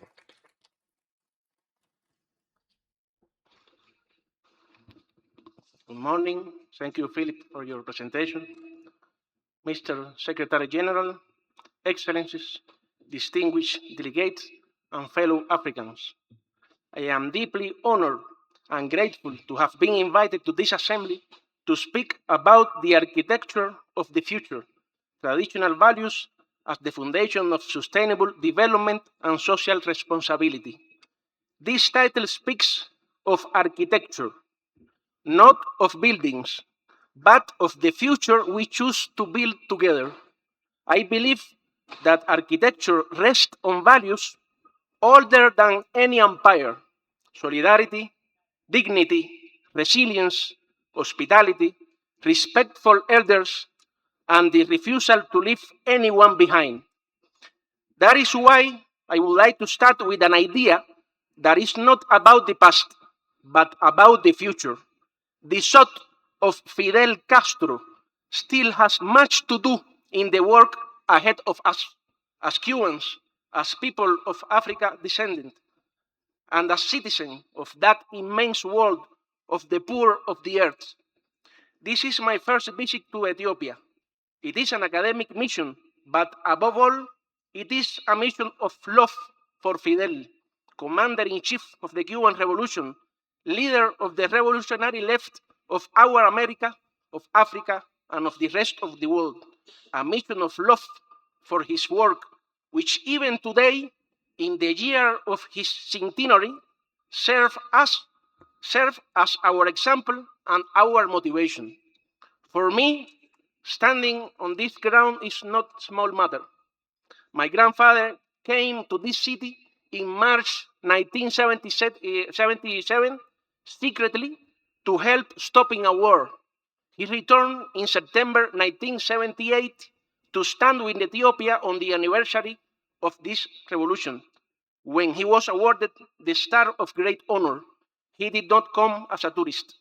17,000 Cuban soldiers fought alongside Ethiopia in the Ogaden. Cuban blood has been spilled on this continent. In Angola, more than 300,000 Cubans served for over 16 years, and more than 2,000 never returned home. Cuban teachers also taught over 2 million Angolans to read. Please allow me to remind that at Cuito Cuanavale, Cuban and Angolan forces halted the advance of the apartheid army, paving the way for Namibia's independence. Nelson Mandela himself said that this battle shattered the myth of the invincibility of the white oppressor. My grandfather would have turned 100 years old on August 13, exactly in 2 weeks. I had not planned for the final event of this centenary year to fall so close to that date in a country he once had a connection, but I am glad it has. So let me make one thing clear. I have not come to introduce Cuba to Africa. I have come to acknowledge a moral debt. For decades, while Cuba was isolated in its own hemisphere, the African bloc at the United Nations granted the small Caribbean island the legitimacy the great powers tried to deny it. Mandela himself once asked which other country could claim a more selfless record towards Africa than Cuba. Cuba, in turn, supported African causes at the United Nations and within the non-alignment movement. On the other hand, we have been receiving the solidarity of Africa at multilateral forums and in the African Union itself, voting against the United States blockade. As a nuclear physicist, let me borrow an image from my own field to illustrate my country. When you subject a material to sustained extreme pressure, physics gives you exactly two outcomes. It fractures or it becomes denser and stronger. For 67 years, those who designed the blockade against Cuba have been waiting for the first one, and they are still waiting. But as an African proverb says, when the roots are deep, the tree has nothing to fear from the wind. And like sturdy trunks of leafy trees, we, the Cubans, remain standing, and we will continue to do so. We call this the physics of dignity. I am not raising this to win your sympathy, because something happened this year that concerns every nation in this room, whatever your relationship with Washington. On January 3rd, US forces kidnapped Venezuela's constitutional president in his own capital and flew him out of the country. Call it what you will. A head of state was forcibly removed from sovereign soil. In addition, allow me now to be fair to my 32 brothers who died in combat in Venezuela during that act of state terrorism. They didn't die solely for Venezuela, nor for Cuba, even though their example is one of the greatest deterrents to the imperial threats. Jose Marti said that homeland is humanity, and my 32 brothers died to keep human dignity alive, proving that in the 21st century, one gives their own life to defend a just cause. Even with everything against them, and when all seems lost, ideas are more powerful than weapons, as we learn from Fidel, and there is no enemy so strong that it cannot be defeated. It is about defending the values one believes in at the price of any sacrifice. And men can die, but ideas cannot be killed. The most terrorist state in the world has repeatedly declared us a state sponsor of terrorism.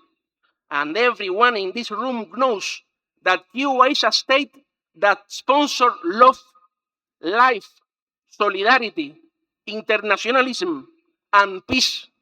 These are the values we defend for the future of humanity, and these traditional values as the foundation of sustainable development and social responsibility. 3 weeks later of President Maduro kidnapping, the United States declared Cuba an extraordinary threat and imposed tariffs of any nation selling us oil. Shipments for all countries stopped. The consequences have been real. As I speak, my country is living through island-wide blackouts, generally of more than 50 hours, and then 1 or 2 hours with electricity. Hospitals are running on generators with almost no fuel, and some surgeries finish with the light of cell phones. Operations are being postponed. United Nations human rights experts have called this energy starvation, a form of unilateral coercion that breaks international law. To give you a clear sense of this scale, this crisis has driven infant mortality up from 4 to 9.2 per 1,000 live births, and cut the survival rate for children with cancer from 85% to 65%. Now, look beyond Cuba and consider the mechanism itself. It does not arrive by worship. It comes as a threat, tariff on any third country that trade with us. Today, Havana is the target. Tomorrow, this same instrument could be turned on any government in this continent that sells its lithium or its oil on term Washington has not approved. This is not only a Cuban problem. Yet, despite the 7-decade blockade and despite the major powers hoarding vaccines during the pandemic, Cuban scientists, my own colleagues, developed 5 vaccine candidates for our own. They did it under the same financial constraint that made buying a syringe an act of audacity. That was no miracle. It was a policy going back to 1960, when my grandfather said our homeland future would have to be in the hands of scientists. We developed Everprot P, a drug that has prevented diabetic amputation in tens of thousands of people worldwide. Moreover, just 2 months ago, in the middle of this very energy crisis, our scientists unveiled Eversabac, a new immunotherapy for solid tumors. None of it came from the headquarters of Big Pharma. It came from a decision taken during our struggle for the real independence in 1958 that health will never be a business, only a basic human right. That same conviction built the Latin American School of Medicine, ELAM. More than 32,000 doctors from 122 countries have trained in Havana on full scholarship without a cent of tuition debt. In addition, we did not stop at training doctors abroad. We helped found medical faculties here on this continent in Gambia, Equatorial Guinea, and Zanzibar. When Ebola tore through West Africa in 2014, Cuba Henry Reef contingent, 256 doctors and nurses, went to Sierra Leone, Liberia, and Guinea when almost no one else would. Today, thousands of Cuban doctors and nurses are still working in nearly 30 African countries. Many of you have shaken the hand of a doctor in your own country who studied in Cuba or who worked beside someone who did. This is cooperation among equals, a model I ask this assembly to defend and to expand for the young people of this continent sitting in this hall today. Our country does not launch bombs against other people. We do not possess nuclear, chemical, or biological weapons. The tens of thousands of scientists and doctors Cuba has trained were educated in the idea of saving lives. Fidel used to say our doctors would win the first Olympic gold medal of solidarity for their conscience, for the concept they hold of the human being. Our army went out to save life, not to launch bombs. As my grandfather said, doctors, not bombs. Doctors, not smart weapons of precise aim, because after all, a weapon that kills by betrayal is not a smart weapon at all. I am aware of the theme of African Union choose for this year, water and sanitation within Agenda 2063. I take it seriously because Cuba cooperation with Africa has always gone beyond doctors, decades of experience in water management, desalination, and disaster preparedness, born on real scarcity because it was our only option. We offer this experience openly as partners, not patrons. To the young Africans in this hall, you have inherited a climate crisis and a debt architecture you did not cause and did not design. You live in a global system where your voice is too often an afterthought. Test us rigorously, without illusion, and see whether another model is possible. One where knowledge serves life before it serves the market. Come and see for yourself. Send your researchers. Challenge our results. That is how real science and real solidarity are supposed to work. The unipolar order is ending, not because it was defeated in a debate, but because it has lost the moral authority to justify its own actions. But let us be honest with one another. A multipolar world where the same powers compete for the same resources by the same profit-driven rules, will have changed everything and reformed nothing. Agenda 2063 envisions an Africa that is integrated, prosperous, and driven by its own people. That means more than a bigger seat at the table. It means redefining what a nation is for. Cuba has not come to Addis Ababa to ask for solidarity, as it were owed to us, as so we had given nothing in return. We are here because decades ago, this continent reached out to a small island under siege, and the island tried to answer in kind, with blood, with classroom, with clinics. All we ask is that we keep building that bridge together as equals, because we have already proven what we can achieve when we work together without waiting for anyone's permission. As a scientist, I know that entropy, which in thermodynamics is a concept that measures disorder, is the natural state of things. But building bridge is an act of human will. We count on the strength of our revolutionary ideas and the strength of our example. We count on the legacy of Fidel, statesman and scientist, to give us wisdom. As Fidel said, without Africa, without its sons and daughters, without its culture and customs, without its languages and its gods, Cuba will not be what it is today. Distinguished friends, all of us here share the historic privilege of being the generation of the centenary of Fidel. We, Cubans, Africans, and our friends across the world, like you, are all responsible for not letting the commander-in-chief die in the year of the centenary. And let me leave you with one final thought. Thank you, Russia, for showing the world that fascism can be defeated. And thank you, Ethiopia, for your own example to the world and to Cuba. You were never conquered. And just as Ethiopia was never conquered, neither will Cuba be. Not now, not ever. Brothers and sisters, dear comrades and friends, I will finish as my grandfather would have done at the end of a speech in Cuba or on this land, which at the end is the same. Hasta la victoria siempre. Patria o muerte, venceremos.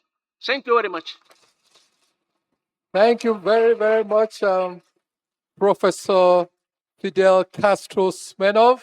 He said so many eloquent things there, but my favorite was ideas are more powerful than weapons. Thank you very much.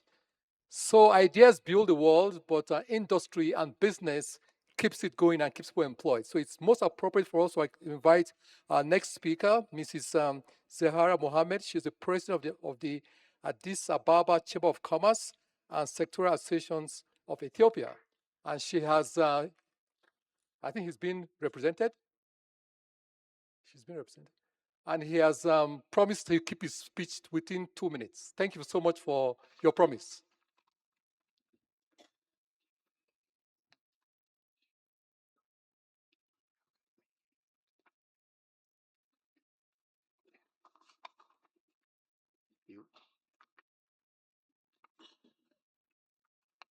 Good morning, everyone.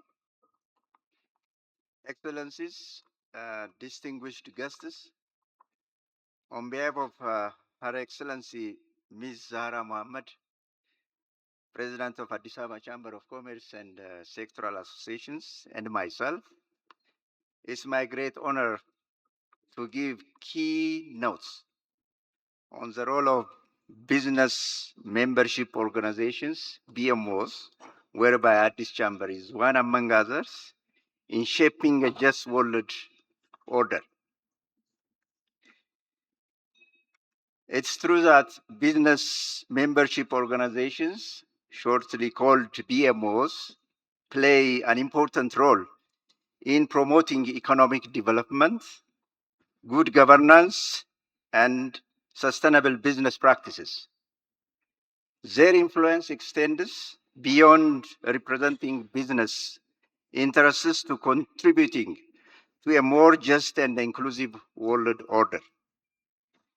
A just world order is one in which economic, social, political, and environmental systems promote fairness, equality, peace, human dignity, and sustainable development. BMOs, such as Chamber of Commerce, whereby Addis Chamber is one among others, manufacturers associations, and sectoral business associations, serve as collective voices of businesses. By advocating responsible business practices, influencing public policy, and fostering collaboration among stakeholders, BMOs can significantly contribute to building a more equitable and sustainable global society. Roles of BMOs in shaping a just world order includes few of the following, among others, include the first one is promoting ethical business practice. BMOs encourage their members to adopt ethical standards such as integrity, transparency, accountability, and anti-corruption measures. They often develop codes of conduct and provide training that helps businesses operate responsibly, thereby strengthening public trust and promote fairness in markets. The second one is advocating for fair and inclusive policies. BMOs engage governments and policymakers to promote policies that create an enabling business environment while supporting inclusive economic growth. They advocate for fair taxation, transparent regulations, protection of property rights, and policies that encourage entrepreneurship, especially for small and medium-sized enterprises, which is often called as SMEs. The third one is supporting sustainable development. Many BMOs promote environmentally sustainable business practices by encouraging efficient resource use, climate action, renewable energy adoption, and compliance with environmental standards. These efforts contribute to global sustainability goals and help balance economic growth with environmental protection. The fourth one is promoting decent work and social justice. BMOs encourage businesses to respect labor rights, provide safe working conditions, ensure fair wages, and promote diversity and inclusion in the workplace. By supporting responsible employment practices, they contribute to reducing inequality and improving social welfare. The fifth, strengthening public-private partnership. BMOs act as bridge between governments, the private sector, civil society, and international organizations. Through dialogue and collaborations, they help develop solutions to shared challenges such as poverty, unemployment, infrastructure development, education, and public health. Sixth is supporting small and medium-sized enterprises, SMEs. BMOs provide training, networking opportunities, market information, and advocacy for SMEs, which are major sources of employment and innovation. Strengthening SMEs promotes inclusive economic participation and helps reduce income disparity. The seventh is facilitating international trade and cooperation. By promoting trade, investment, and cross-border business partnerships, BMOs contribute to economic integration and peaceful international relations. They also encourage adherence to international trade standards, helping business compete fairly in global markets. Advancing corporate social responsibility is another one that BMOs can play a critical role. BMOs also encourage members to invest in community development through education, healthcare, environmental conservation, and philanthropy. Encouraging innovation and digital transformation is also very critical these days than ever, and BMOs help businesses adopt to technological change by promoting innovation, digital skills, and knowledge sharing. Inclusive digital transformation can improve productivity, create new opportunities, and reduce economic inequalities.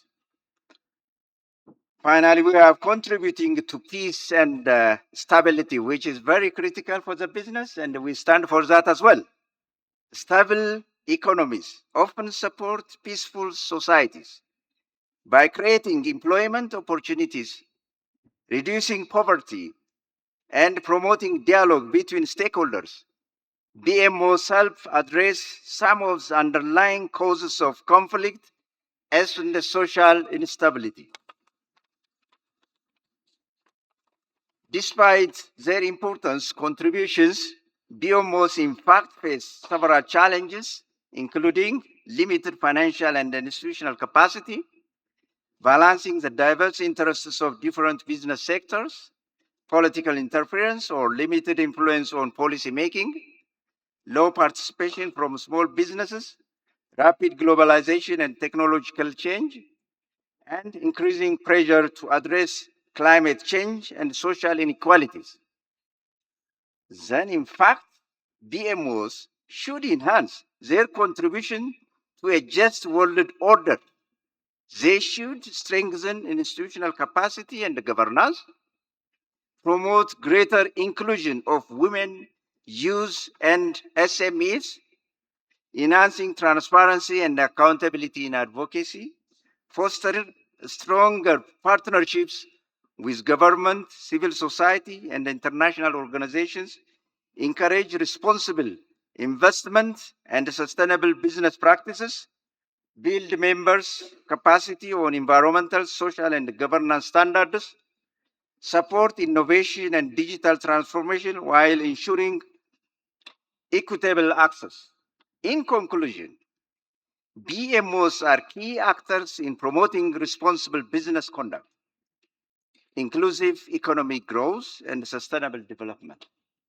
Through policy advocacy, ethical leadership, support for entrepreneurship, and collaboration with governments and civil society, BMOs help shape a more just world order.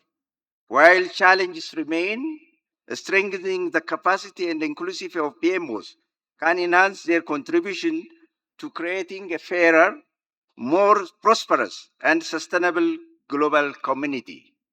I hereby confirm that Addis Chamber is committed to work towards a just order, world order.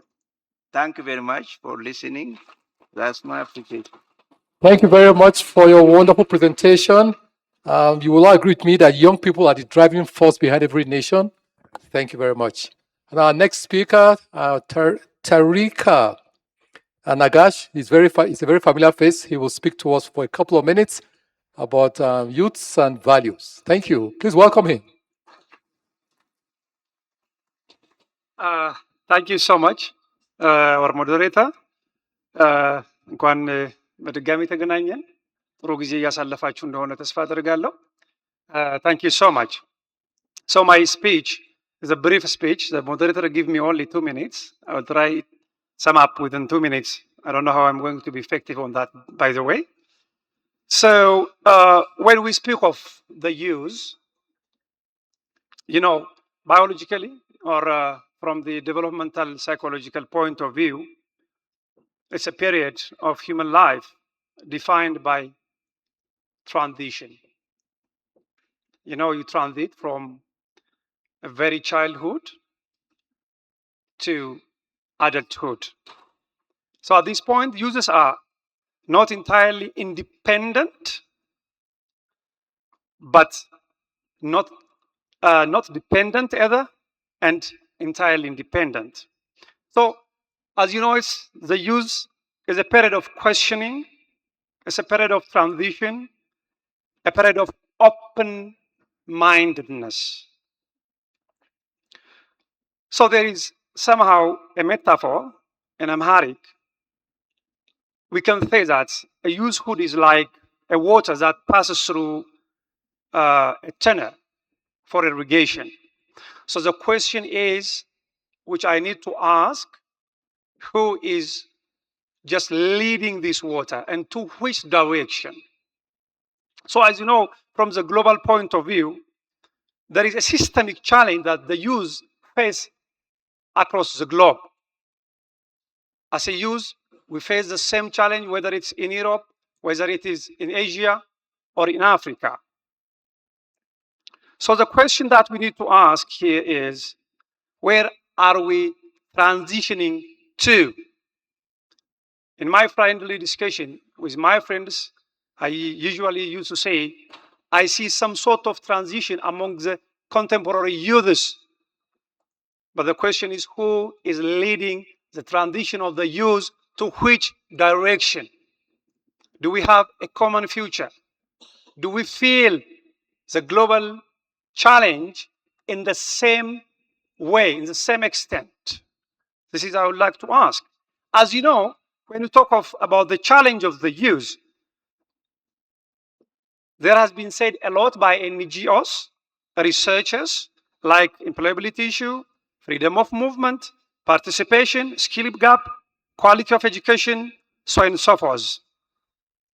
But apart this critical question, I would like to ask the youth, particularly here, how far you are united in your common cause.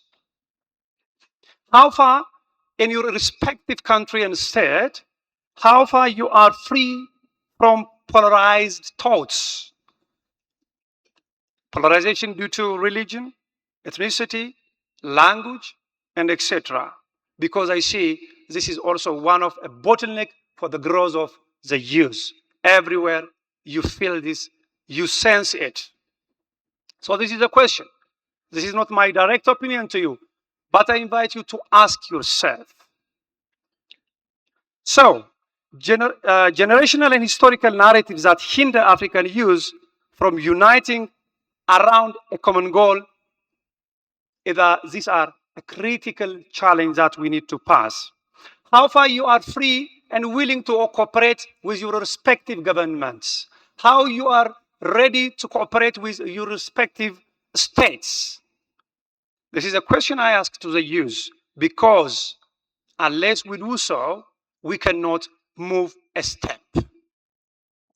Of course, there are also difficult ideological pressures that comes via technology through your hand. Living somewhere in Africa, but dreaming somewhere in Europe. You graduate, you work, the state provides you education, but you dream somewhere. Are you free from that pressure? Are you free from the social medias that kills your time, your energy, your focus? I'm not here to provide a solution. Rather, I'm here to ask the youth, my fellow friends. Of course, not here in Addis only, but African youth. So this could result the push of African youth to see the world in a binary terms. Somehow, you curse and blame the situation that you are in, and at the same time, dream a heaven. So, are you free to entertain different ideological point of view? Are you willing to entertain a world that is, bipolar world, or are you persuaded to one direction? This is a question that I ask. So, the real challenge for African youth to be oneself, I repeat it, to be oneself, to respect your culture, to respect who you are, to respect what you dress, to respect what you eat, to respect your language. Unless we cannot speak of the sovereignty of Africa. Be yourself, love who you are. So, to be a solution of our problem, we have to break the old thought that we gain a solution from somewhere else. From somewhere else. Call it Europe, call it America, call it somewhere else. That is all the ideology. It can work. It can't work anymore. It failed. So be yourself. Let us be ourselves. Another and final very important remark I would like to address here is that we as a youth believe in the power of public diplomacy. For sure, many of you after this session will have a lot of names, a lot of business cards, a lot of high-level delegates here. So believe in public diplomacy. Be open to speak out, to meet people, to share your idea. Never fear. Don't hesitate. So believe in public diplomacy. That's why we are here today. So, finally, you can call it a call of action or suggestion. Develop the courage of unity that originates from who you are actually. Don't live here and dream somewhere else. It can't work. We have seen it. It failed. They are pushing us. You see it. Am I clear to you? Sure. I hope it gives sense. So address a healthy relationship with your states. Respect your leaders. Respect your history. So I question the youth. I invite the youth to question how far you are trying to be yourself, how far you are respecting your nation, religion, who you are actually. This is my important message for you today. As you see, I've been here and there, somehow tired. I would love to say more, but I have to stop here. I know I passed more than 2 minutes. Ladies and gentlemen, thank you so much.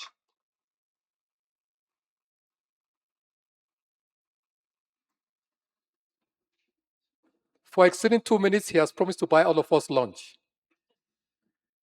So at this point, we'll listen to a short video by from Ambassador AMR Ajowele. He's the Director, Citizens and Diaspora Directorate, African Union Commission. So a short video from him. Excellency Andrei Belyanov, Secretary General of the World People's Assembly, Excellency Tsgaye Ghana, Secretary General of the Global Black Center, Excellency Muhammad Ali Nasser, former President and Chairman of the Arab Peace Group, Excellency Madi Hamada, former Prime Minister of the Union of the Comoros, Honorable Abdel Fattah Mahmoud, Minister of Education and Culture of the Federal Republic of Somalia, Honorable Indegna Akibi, State Minister of Tourism for the Federal Republic of Ethiopia, Excellency Evgeny Trekin, Ambassador of the Russian Federation, Dr.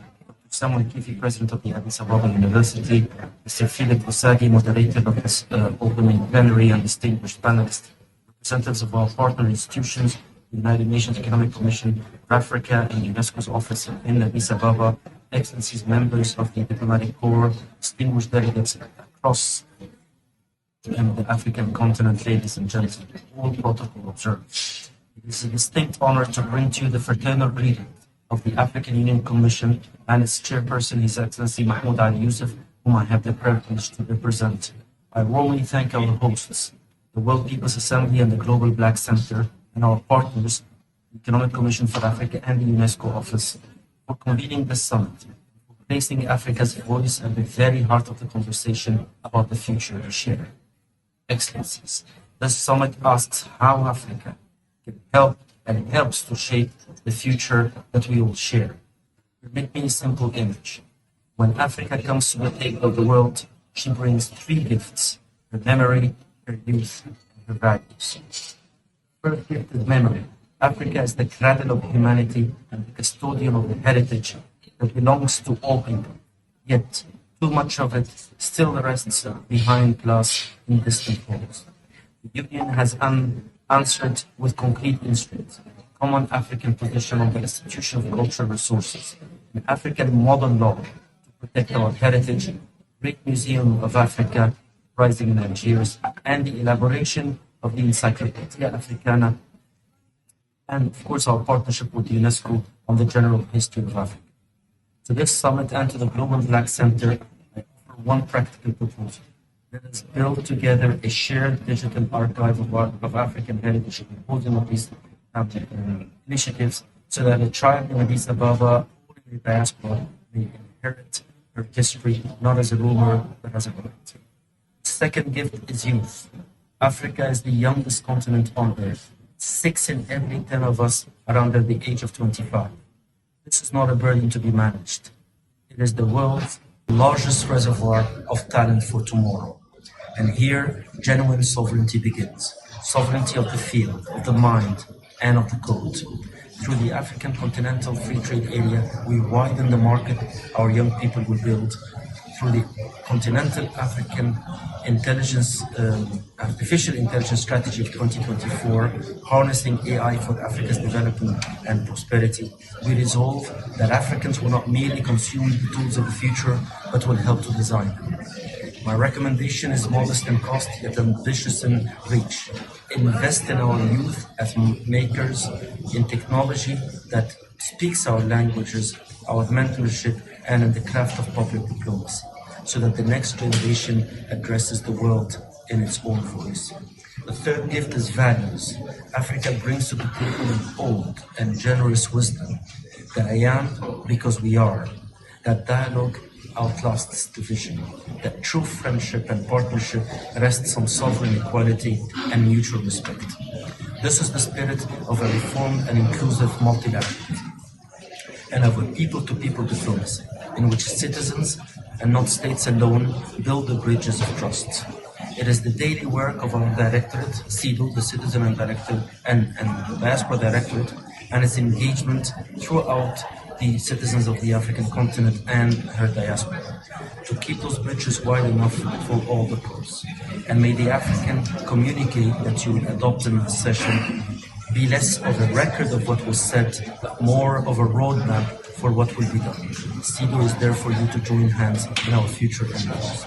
Excellencies, dear friends, let me close where I began. A common future cannot simply be inherited, it must be authored, and authored together.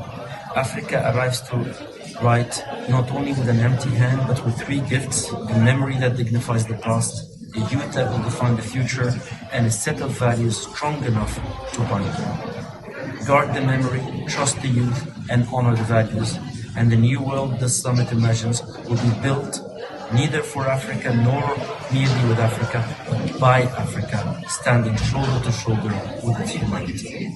I thank you.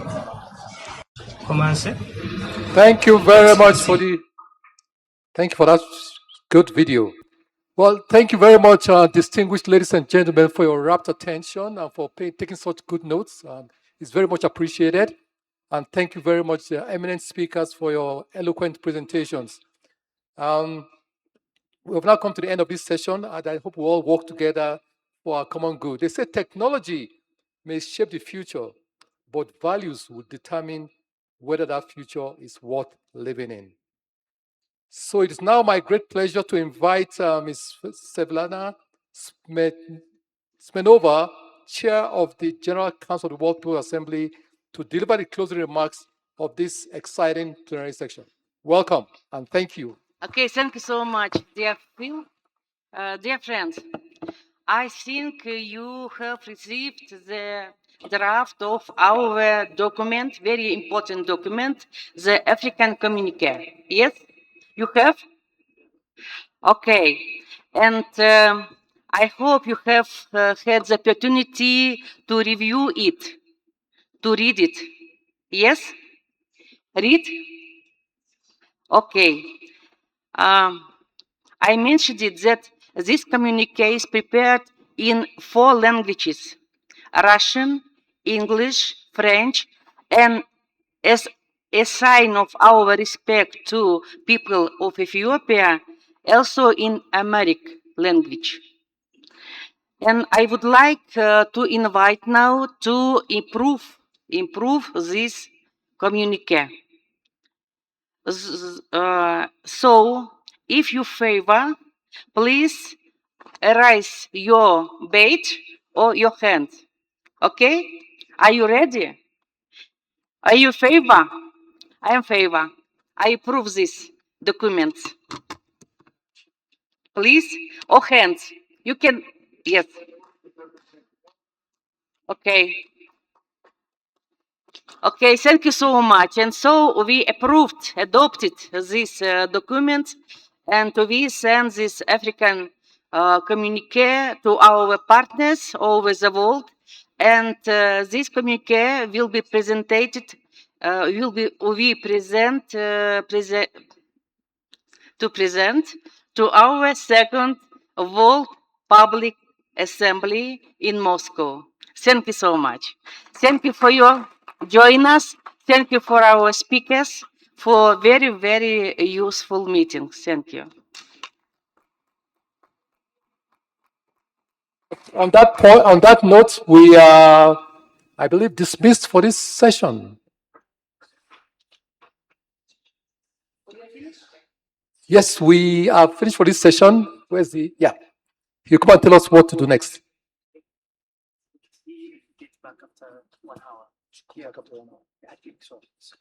Now coffee break and 1 p.m. 1. Yes, only. It's enough. Okay, we'll take a much deserved break. I've never seen an audience that is so attentive and so positive. You have energy, and your energy just flows to the stage. So you do deserve a break, but please come back by 1 p.m., Tariq. What time should you come back? 1 p.m. We have some more exciting presentation coming after 1. Thank you very much and enjoy your break.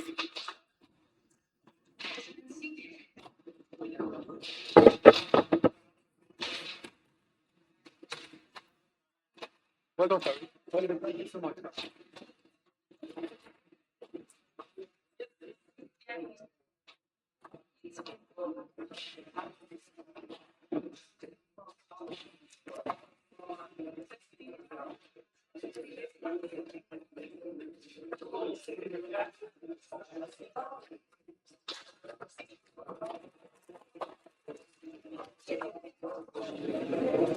Oh.